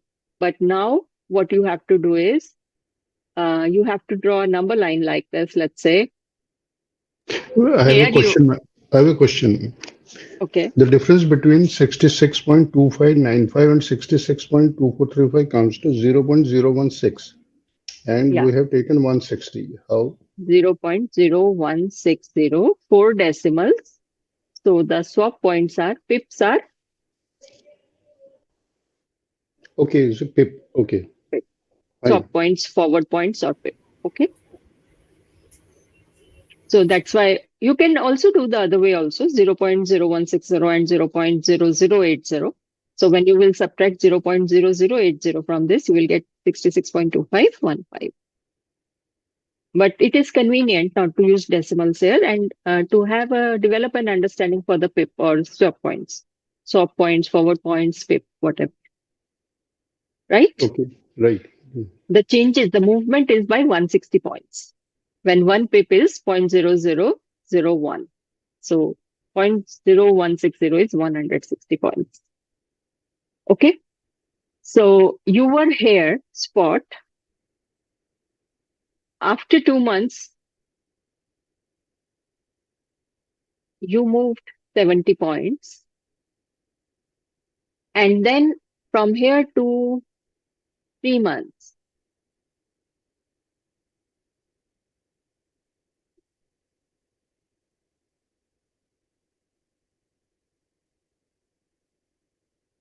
this is spot.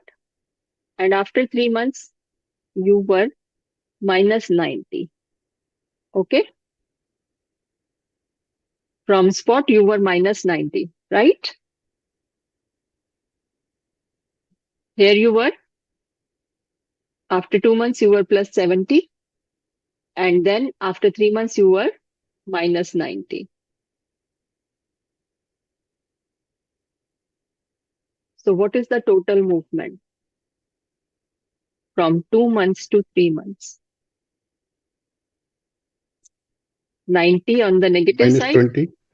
No, 90 on the negative side and 70 on the uh, positive side. So from 70, first you move to 0. How much is the change? Total 70 and 90 90, and 160. 70, 160 point. That's why this one. Okay. So how much will be the movement in 2.5 months? It would be minus 80. So from plus 70, you have moved to minus 90.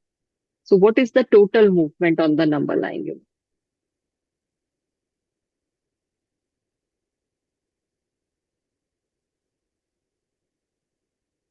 Got it?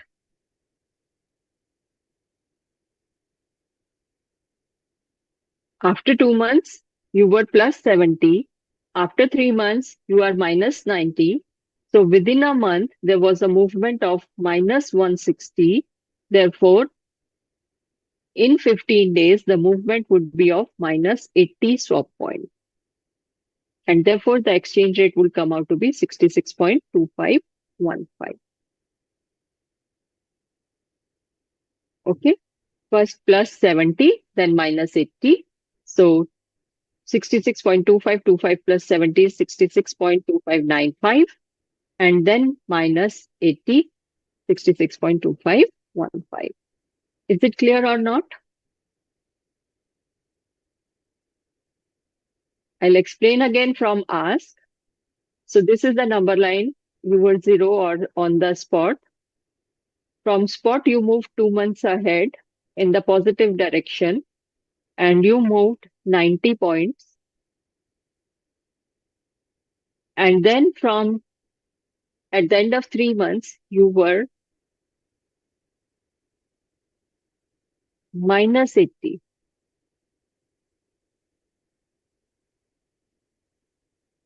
Right? So what is the total movement? 170. So if you are decreasing from second month to third month, if there is a decrease of minus 170, what would be the decrease in 15 days? It would be minus 85. But not minus 85 is not from 67. It is the movement between second and third month. So first from 675945 plus 90, you get 67.6035. And from 67.6035, you have to go to minus 85. So you will get 67.5950. So first you moved plus 90, then in next 15 days you moved minus 85. A total movement is only of 0.0005. Any questions? No, ma'am. This is very important. You have to see the direction of the swap points. If it is increasing, that means it has to be added. If it is decreasing, it has to be subtracted. So had it been 70, 90 and 90, 100, Then we will add, no, ma'am. In this then case, it's a reverse. in this, yeah, if the direction is reversing, you have to actually add. Here we can see both are increasing. So after second month, it Increasing. increased by 70. After third month, by 90. So within a month, it has increased by 20. Subtract. Ma'am, in case it decreases first by a lesser point and then it increases by more point, then Hmm. we will get add, no? Then also you will add. Because in the number line, you were here. First, you moved 10 points down. And then Then then you increase by moved 20 30 points. points up. Yeah. So then also the total movement within that month would be 40 points. Okay? Okay. Okay, ma'am. So if they are in the same direction, the change in the swap points would be the difference. And you can half it or subtract it if you want to find out the midway. However, if the two directions are opposite, once increasing, then decreasing, or once decreasing, then increasing, you have to add the swap points because first is has moved in one direction and then in the other. Okay. And then whatever the swap points you get after the movement, that movement should be calculated on the second month's price after you have reached the second month. So it is 66.2515. You cannot subtract 66.2525 and minus 80. First, 66.2525 plus 70. So you get 66.2595 and then minus 60. That you will be able to calculate easily, not an issue. Okay? Right? Right. So this was important for you to understand that swap direction can change also. In that case, the total movement in the swap points will be calculated by adding the two, not subtracting. But if both the times it is increasing or both the times it is decreasing, the change in swap points in that month would be only by subtracting. All right. Let's move on to one more question now. Once again, if you look at this question here and quotes, you will see that there is no bid and ask. Both are not given. So don't have to worry about the two quotes. So when only one single quote is given, your complications get reduced significantly. You don't have to worry which one will be applicable, right? Right, ma'am. We will take direct as a spot rate. Directly, you will take whatever the rate is given. Spot. First thing. Okay. Now, how we start approaching the question? JKL Limited is what? It's an Indian company. That means his ultimate need will be rupees. Rupee. Has an export house. So export exposure. That means he will have receivables. We will receive money. So which currency? Japanese yen, JPY.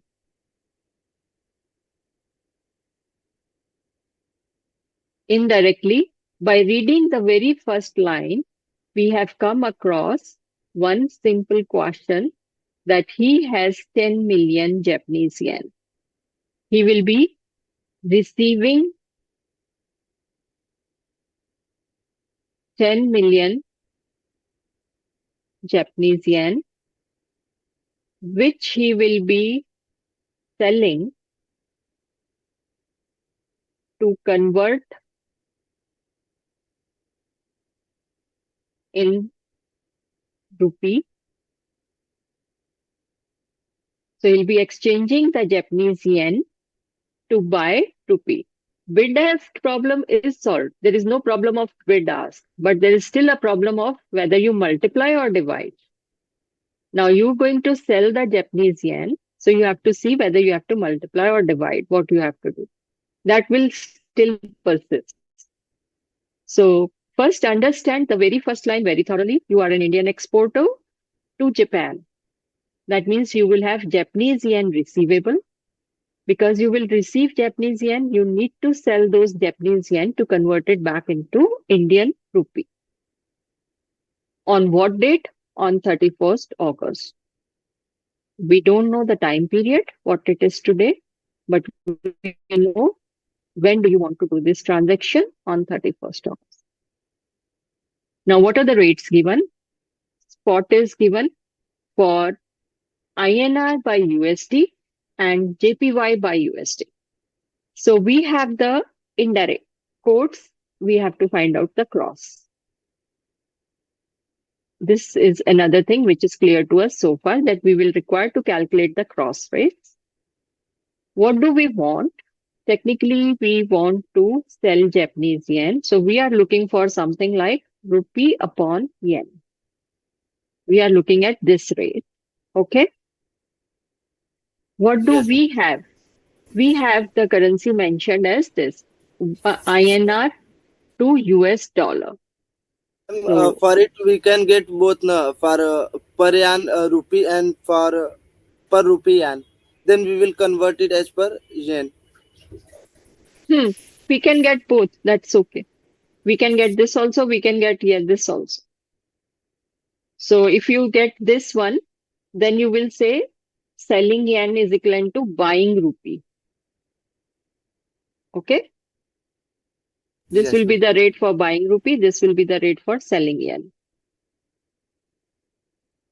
No matter, even if you get the other, you can calculate. No problem. Very good. So we have the first rate as INR USD, rupee by equal to rupee this much. So technically, I told you if it is written as INR USD, it could mean that one INR equal to, but it is not written USD. It is written US dollar and equal to rupee 62.22. So the quote is rupee by dollar 62.22. And the second is JPY US dollar equal to JPY this much. Indirectly, it is saying 1 USD is equal to JPY how much? 102 Right? point. Yes. Okay. Now, one thing is very clear. If you always work a little intuitively also. By looking at this, it is very clear that rupee is more strong against Japanese yen. Which currency appears to be stronger? Rupee or yen? Rupee. For rupee, ma'am, it's Rupee. more stronger because in Ah, $1 we get 62 and in $1 we get 102 yen. 102. So rupee is stronger. It's stronger So than yen. remember your final answer would be less than 10 million. Okay? Rupee is stronger. So rupee has more value. So by exchanging $10 million, you have now worked out that your final answer would be less than 10 million. And because it's almost like double, not double, but half, almost uh, not exactly double. Double would be 51. This is 62. So 60% kind of a thing. So final answer should be somewhere around 6 million. 6 to Hmm. 55.55 to 6 million something, right? yes. So always keep that in mind because in exam, if you have miscalculated, you know that your intuitive answer was somewhere around 5, 6. So why is it coming out to be 20 or 18? You have done something wrong. Okay. Right. So far, so good. Now, these are the rates which is available to you. Now, if you want rupee to yen, this is okay. This needs to be reversed, right? If I want to calculate this rate, this is okay. This needs to be reversed. So I get a quote as 62.22 divided by 102.34. This is my spot. I could have gone otherwise also, but then unitary method would require, we need to calculate using unitary method. So once again, you will have to reverse. Here you are going to sell. So 1 yen would sell for this much. Therefore, 10 lakh yen would sell for this much. 10 million would sell for this much, whatever the rate. Okay. So try keeping that currency in the denominator, which you are going to receive. You could have gone this way. I'll explain that also, but this is a much better way. So rupee by yen we need. Rupee we have in the numerator.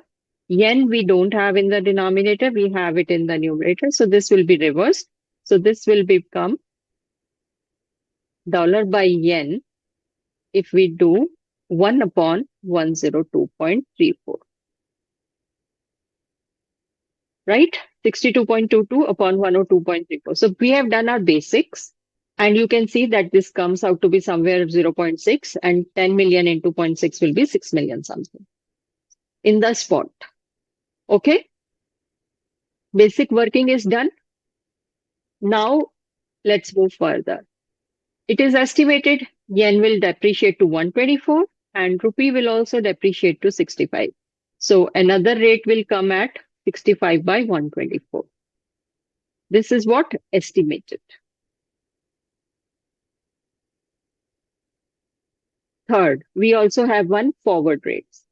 Forward rates, again, if you apply the same logic, 66.50 by 110.35. So now we know that we have three rates. This is the spot, this is the estimated, and this is the forward rate. Question, what is the requirement? Calculate the expected loss if hedging is not done. That means ignore this. If forward rates are not used, what is the expected loss? And how the position will change if the firm takes forward cover. So if we want to find out what is the expected loss, it's very important to first see what you would have received in spot.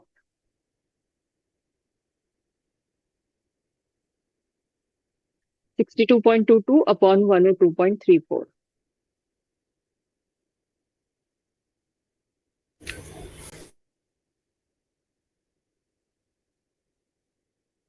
So spot rupee by yen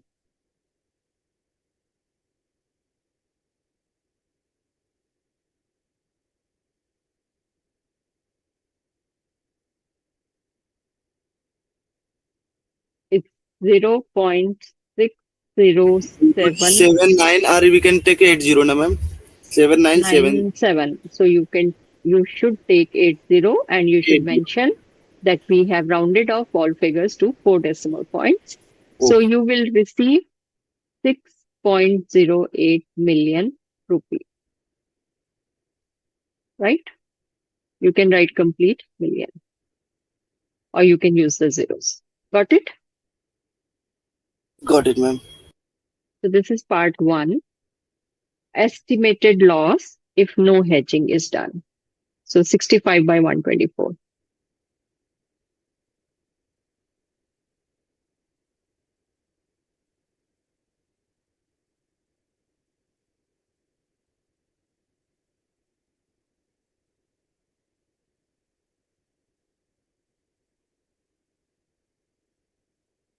The estimated rate would be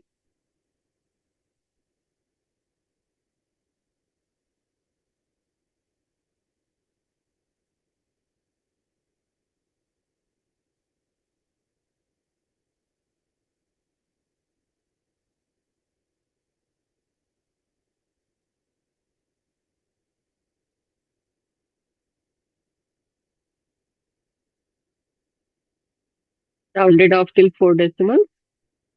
So you'll end up getting 5.24 million. So estimated loss is significant.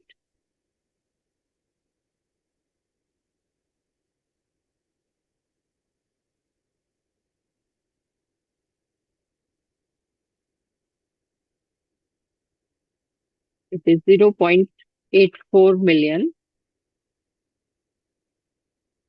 or 8,40,000 rupees. Okay. This is the first part. How the position will change if the firm takes forward cover. So if the forward cover is taken 66.50 upon 110.35.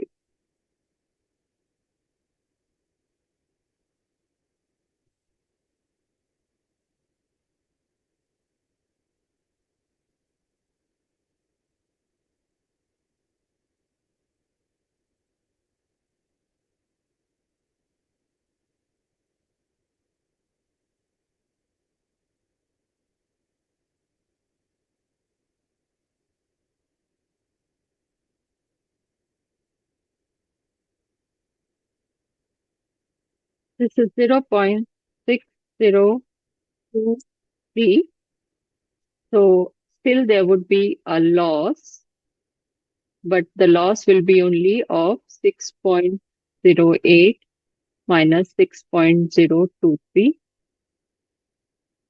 So the loss would be 0.57 or 5,70,000. Okay. So the loss would significantly reduce if the forward cover is taken, right? There is one very important thing that you will have to take care in the exam, particularly in the chapter of foreign exchange. All your answers are wrong until and unless you write down the currency. Perfect currency. It's all zero. Every time you have to write down the currency. So this is okay. Rupee by yen, 66.50 divided by this is equal to 0.6023. It's implying rupee by yen is equal to this. But when you calculate the final answer, it is very, very important. You write down the currency. Even in all the questions, it is important, all your answers that you mark the units, the currency, everything. But foreign exchange is totally zero if you don't write down the currency. Okay? Clear? So this is the law.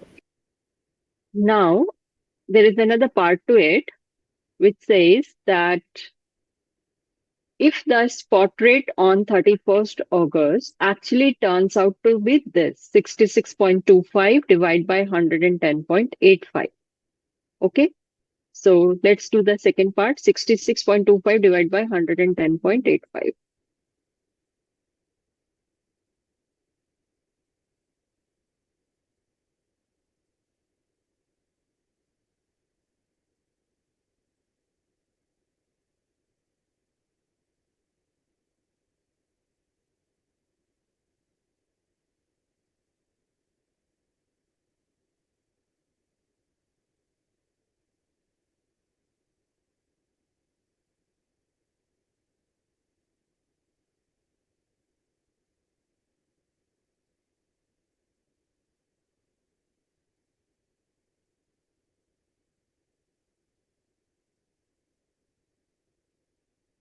Which makes it 0.5976 rupee per yen.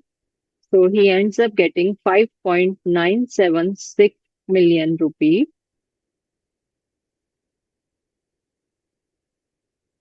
Even then, there is a loss of 6.08 minus 5.976. Okay, do one more thing. Because you are taking 4 decimals, so write down here also 6.0, 0.6080. So you have taken the millions till 2 decimals. So there also everywhere you have to ensure that you take it to 2 decimals. If you are taking for 3 decimals, you have to take for 3 decimals. Now, even if this comes out to be 0, do write a 0. Okay? 4 decimals should be uniformly there. Okay, ma'am. So what is the loss? The loss is still of 10 lakh something. So loss is significant. Okay. Sorry, 6.08 and 5.976.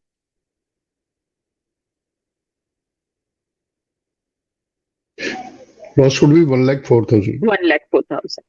And in that case, above it would be 57,000 rupees, not 5,00,000. 57,000. Right. 1 lakh 4,000. And this will also be 0.57. It's the million. So it is just 57,000. 0.057. I'll just say 0.057.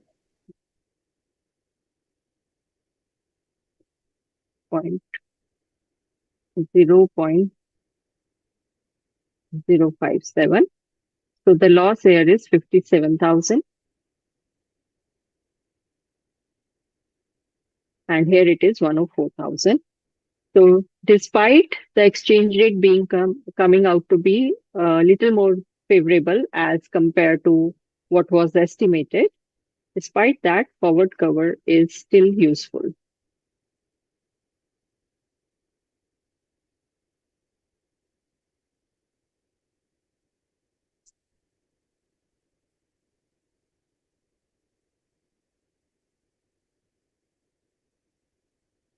So it is advised to go for hedging using the forward cover. Okay.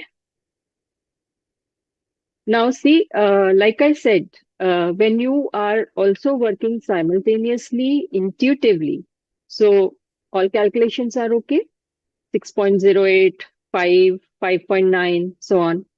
Besides, I did make a small mistake here in by not writing 0.057, but writing 0.57. So it came out to be 5,70,000. But then when I was doing this calculation, when I realized when it is 5.976, then I am making a loss of 1,04,000. Then how can it be that at 0.6023 you're making a higher loss? That's not More possible. than that, yeah. So immediately you will check your answer. And if you've done anything wrong, you can make a correction immediately. Right? So I was also comparing the rates and the final figure. So do that always. Okay? Now, I'll just like to state here I think one of you said that we can also go by this way. If you go by this way, your answer would have been 102.34 upon 62.22. So it would have come out to be 102.34 divided by 62.22. So it is like if you 448. So this is the rate. Okay. Now, this says that if you have rupee 1, you will get 1.6448 yen, right? I'll change the ink here. So even if you had calculated this, it's not wrong. Here you are going to buy the rupee, sell the yen or buy the rupee. So you are given the rate for buying rupee. So if you want to buy 1 rupee, you have to pay this many yen. Now you will have to apply the unitary method. So if I had 1.6448 yen, I would have got 1 rupee. If I had 1 yen, I would have got 1 upon 1.6448p. And if I have got 10 million yen, I would get 1 upon 1.6448 into 10 million. So slightly it will become complicated. Though you can go like this, but then again you'll have to apply the unitary method that after having got this figure, you have to not actually multiply 10 million by this. You have to divide 10 million by 1.6448. Okay? Okay, ma'am. So chances of mistake a little more are here if you do that. So better it is to keep that currency in the denominator which you are receiving or which you have to pay. Okay. So even if you will divide 1 by 1.6448, you end up getting the same figure as 0.60797 or 0.6080. So why to duplicate your efforts, right? Yes, There is ma'am. no harm. There's no harm, but be careful. So go by one way only, keep the currency in the denominator, which you ultimately are going to either buy or sell. So that you exactly know this is the number with which you have to multiply. If you keep it in the denominator, not in the denominator, but in numerator, you'll have to divide by that figure. Okay? Right? All right, ma'am. Moving on to the next question. You sold Hong Kong dollars once again, 10 million. Value spot to your customer at 5.70 and covered yourself in London market on the same day when the exchange rates were US dollar to Hong Kong dollar 7.5880 and 7.5920. So we have the bid and the ask. 1 USD Hong Kong dollar, 1 USD rupee. Our transaction is in Hong Kong dollar and rupee. So we somewhere either need rupee by Hong Kong dollar or Hong Kong dollar by rupee. We'll need either of the two. But we have, this is what our need is. We'll again pinpoint onto one of it, not both. Secondly, given is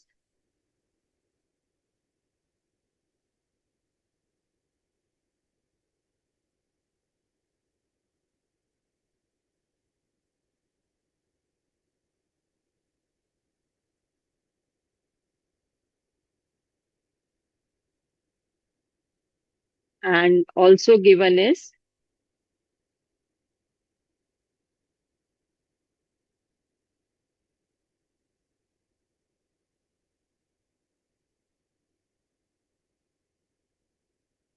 right. So far, I have not done anything. I have just pinpointed our complete information, what is given. what we will be needing ultimately as a cross rate?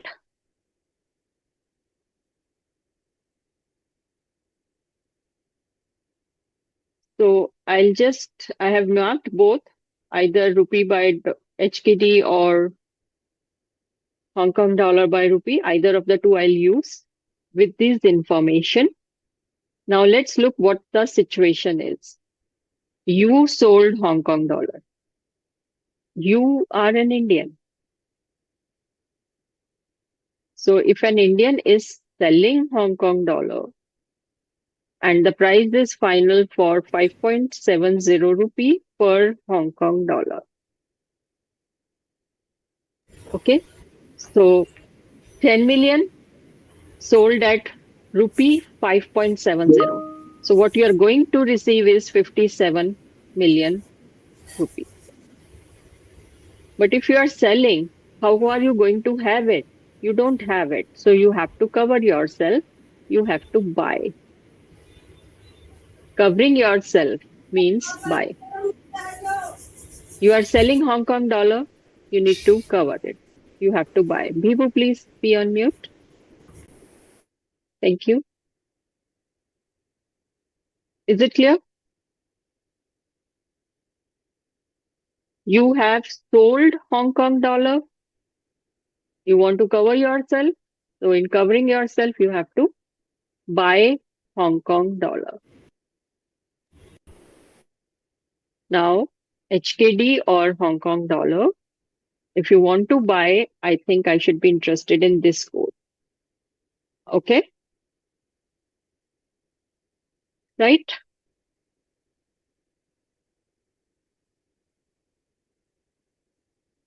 Yes or no? I should be interested in rupee by Hong Kong dollar. So what is the price for 1 Hong Kong dollar which I want to buy? Now buy implies ask. Which rate will be applicable to me? Ask. So first I need rupee by Hong Kong dollar or Hong Kong dollar by rupee. I have pinpointed I need rupee by Hong Kong dollar. Second question was, do I need bid or ask? That depends whether I'm going to purchase or sell. So to cover myself, I need to buy. Buy means I need the ask. Two things are clear.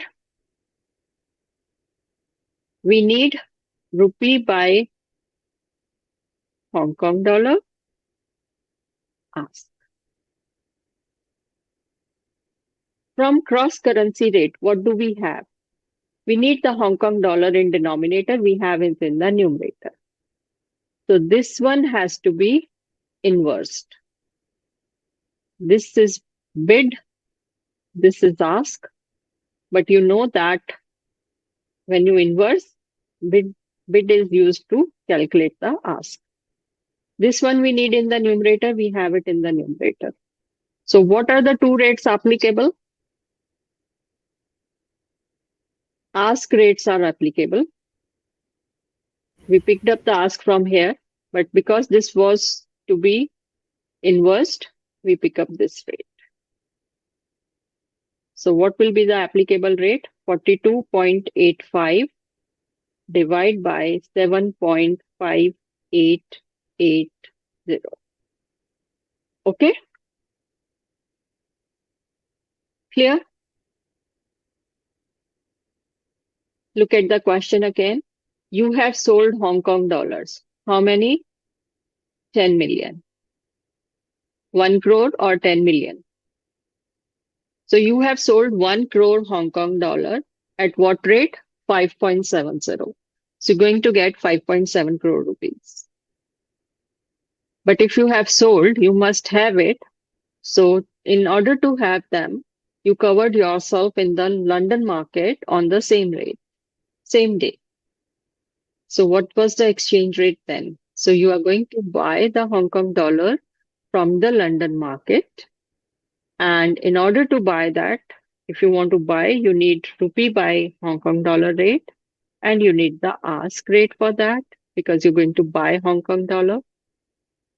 And for that, you have to use the ask rate. Direct quote is not available. Cross currency rates are required, and that we will calculate. So how do you start doing this question? Once you have ascertained what is your rough answer, how you're going to do it. Let's see. So what is the exposure?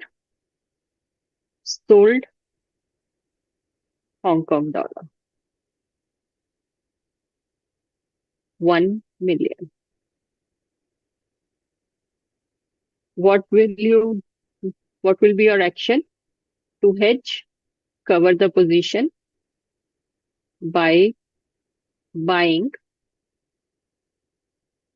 Hong Kong dollar? Opposite position is always to be taken in order to hedge or to cover yourself. How many? Exactly 1 million. So what will be applicable? Since you are going to buy, the moment you write the word buy here, cross this. So the ask rate will be applicable. And for that, you need to prepare the working note. It's 10, no? It's 10 million. 10 crore, 1 crore or 10 million, right? 1 crore or 10 million. So working note 1,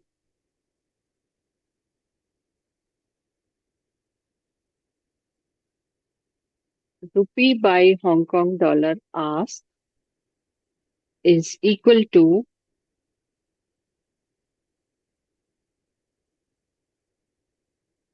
1 upon Hong Kong dollar by, we have it pegged against US dollar, no? London market, is it pound? No, it's US dollar only. US dollar. Bid multiplied by rupee by dollar ask, right? So this is 1 upon 7.5880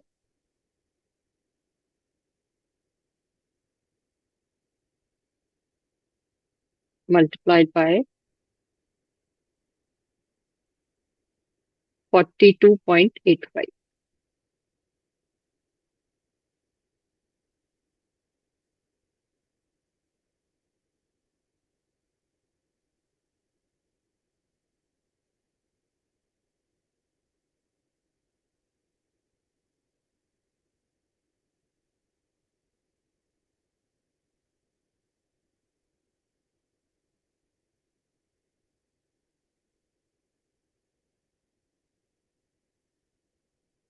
$5.6470. So ask rate is 5.6470. Net gain, there is no loss because you are selling at 5.70 and buying at 5.6470. So this will be your gain multiplied by 10 million.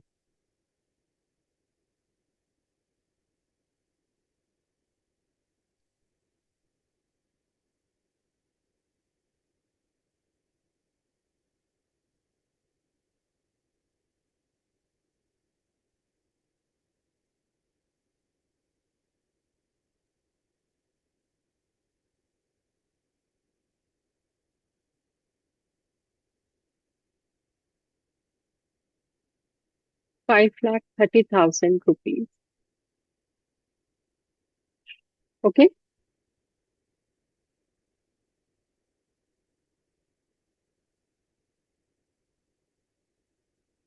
got it? So what was the exposure that you had sold Hong Kong dollars? How many? 10 million. How will you take, what action would you take? You would cover the position by buying the Hong Kong dollars. How many? Exactly 10 million. Where from? London market, as given in the question.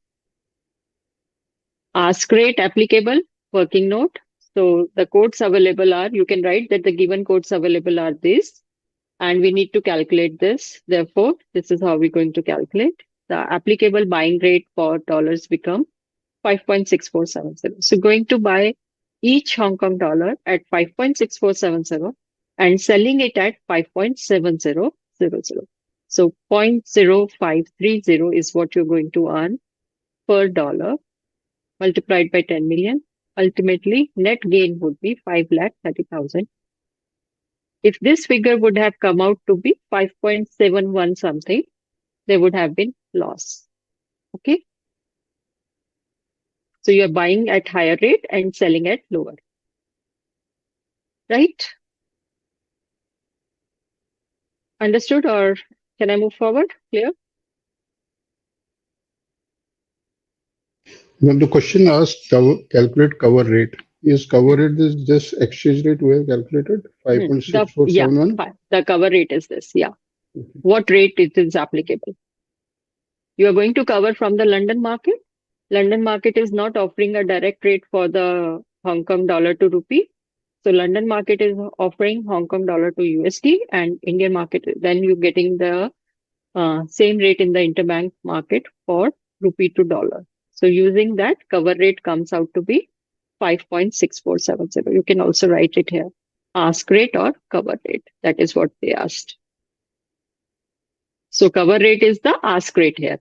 Had he purchased Hong Kong dollar 10 million, action would be covered by selling Hong Kong dollar. Then cover rate would have been the bid rate. Okay. You're right. 5.6470 rupee per Hong Kong dollar. And net gain 5,30,000 rupees. See your answer, because like I said, you sold. You are an Indian. Mostly questions would say you, so it will be assumed you are an Indian. So your final answer should also be in terms of rupees only. Okay? Okay. Okay, ma'am. We have a similar question, but here the difference is that you have an option to cover yourself either in the London market or in the New York market.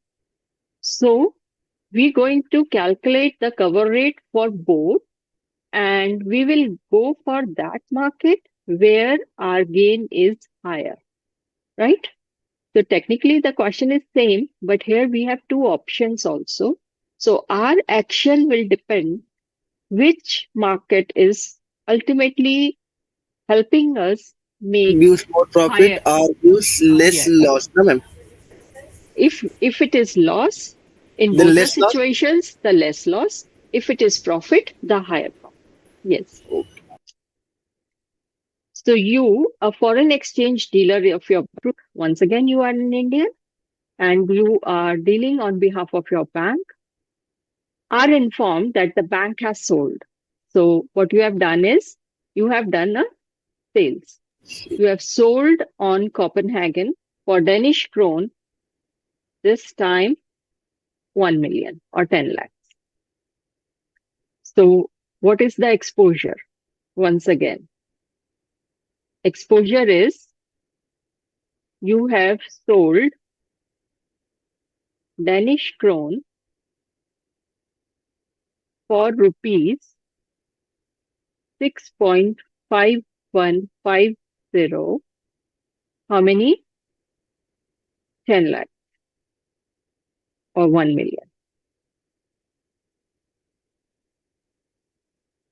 Be sure whatever you are comfortable in, use that only. Or if you have been using in your practice sessions or practice questions lakhs, don't try to change it to millions in the exam. Be sure. And a little bit it is important to be comfortable in both. 10 lakh is equivalent to 1 million. Now you're required to cover the transaction. So what is your action? Action would be, you have sold Danish krone. So your action would be, in order to cover, purchase Danish krone. How many? 1 million. But there is another thing. We have two options here. Option one, London market. Option 2, New York market. So you are going to find out the cover rate. Now, since you are going to purchase, what rate will be applicable? Bid. Sorry, ask. Ask rate would be again applicable. You have sold, so you need to purchase. Ask rate is applicable. So once again, what you need to know, rupee by Danish krone. Ask. This is what you need. Okay. So you want to find out the cover rate, but you'll find out cover rate in London as well as in New York. Now just see what is given to you. Mumbai, London, rupee, which means it's rupee by pound, bid, rupee by pound, ask. Okay. Now we need the rupee in numerator, and this is rupee by pound. Rupee is in numerator, so I think this will be useful. Ignore New York market. Just look for the London market for Danish krone so far. What is this? This is DKK, Danish krone by pound.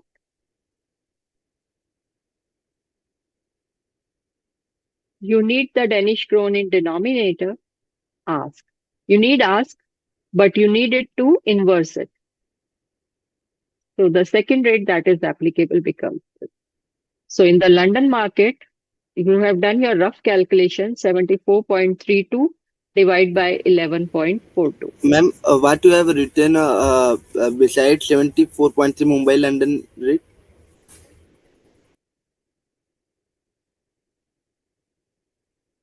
This is bid, this is ask. Yeah, ma'am. We the currency dollar by Rupee by pound, London market. okay, ma'am. Okay. Because in the previous question, we were saying London market and the rates were given as dollar and not pound. So But we have here we taken have the the, dollar. it was given specifically with USD. Yeah, ma'am. Yeah, ma'am. In this case, we have taken In it this, at original currency like pound. yes, because we also have New York. Okay, ma'am. We also have New York. If we did not have New York, maybe we could have assumed anything. This is rupee by dollar, definitely. Bid, rupee by dollar, ask. Okay.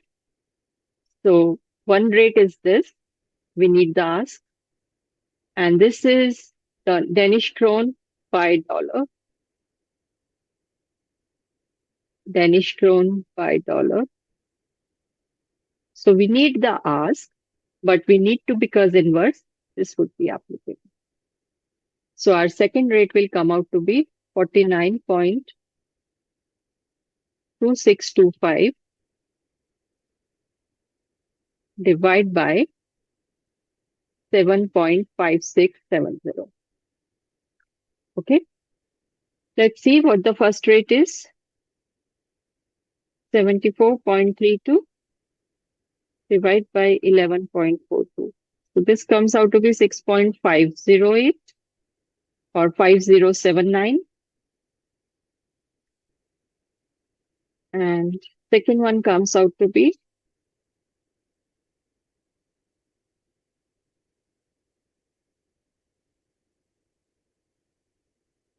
6.5101.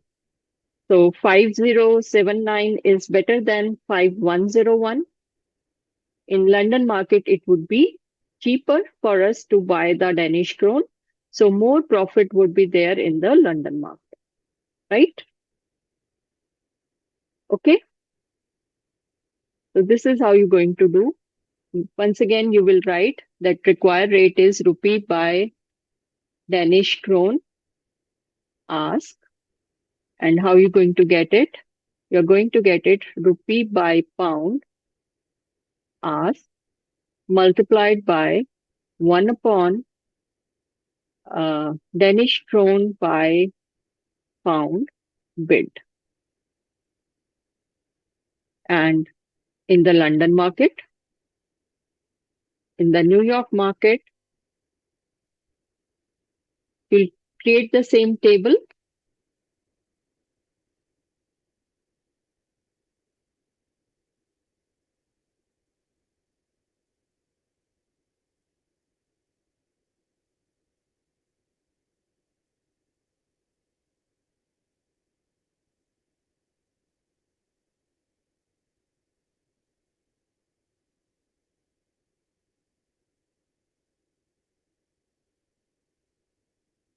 So this comes out to be 6.5079, and this was 6.5101.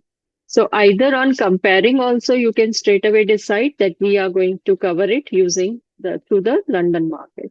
Else you can calculate exact what is the profit and loss, and then finally determine which market you are going to go ahead with, because there is more profit if you are covering in the London market. And you have to specifically tell what is the net gain also. So in which market you will cover, that you can calculate from here, and what will be the exchange profit or loss on that transaction, ignoring those risks. Got it? Got it, ma'am. Right. So I hope this is clear to you. Similarly, now I'm sure let's do a few questions on MCQ based.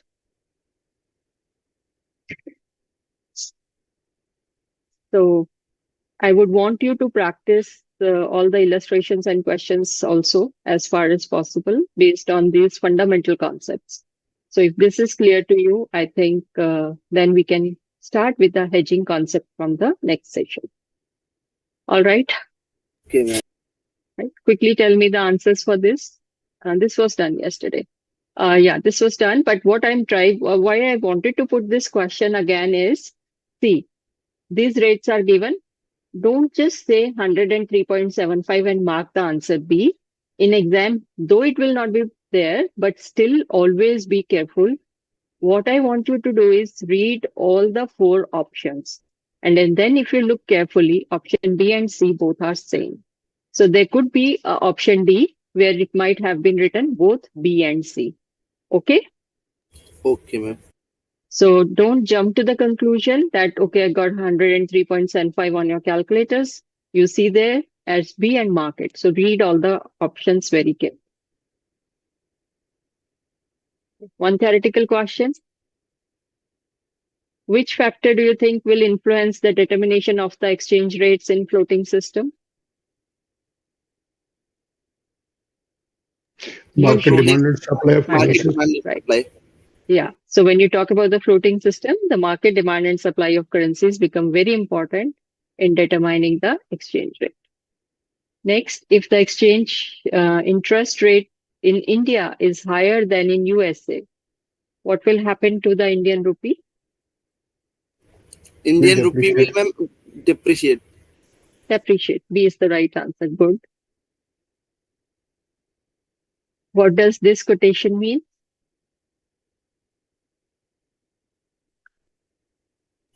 One JP is equal to 150 USD, ma'am. Right. Option A. Good.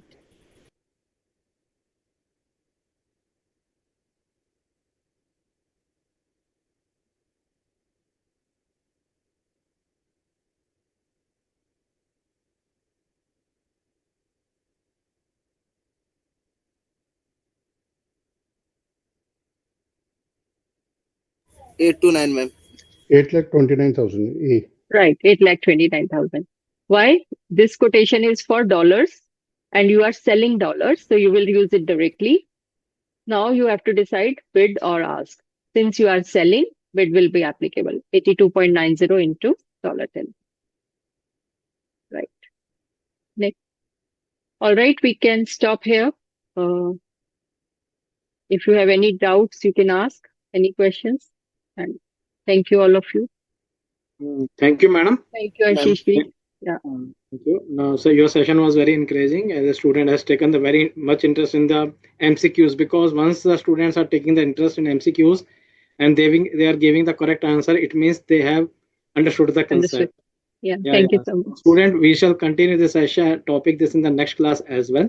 So meanwhile, you prepare whatever you are, what you have discussed in our earlier previous two classes, especially on the forex.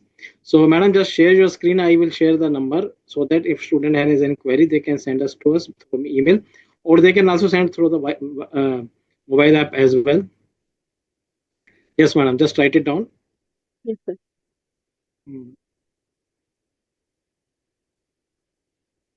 Contact number? Contact number is 0120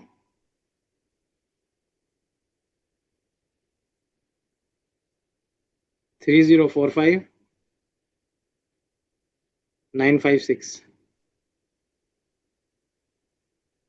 And our email ID is sfm-final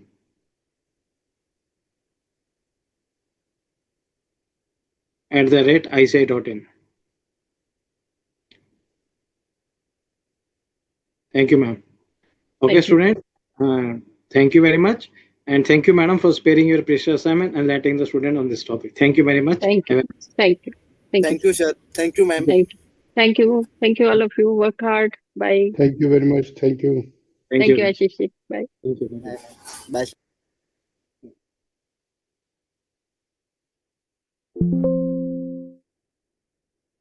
जल्दी खत्म हो गया.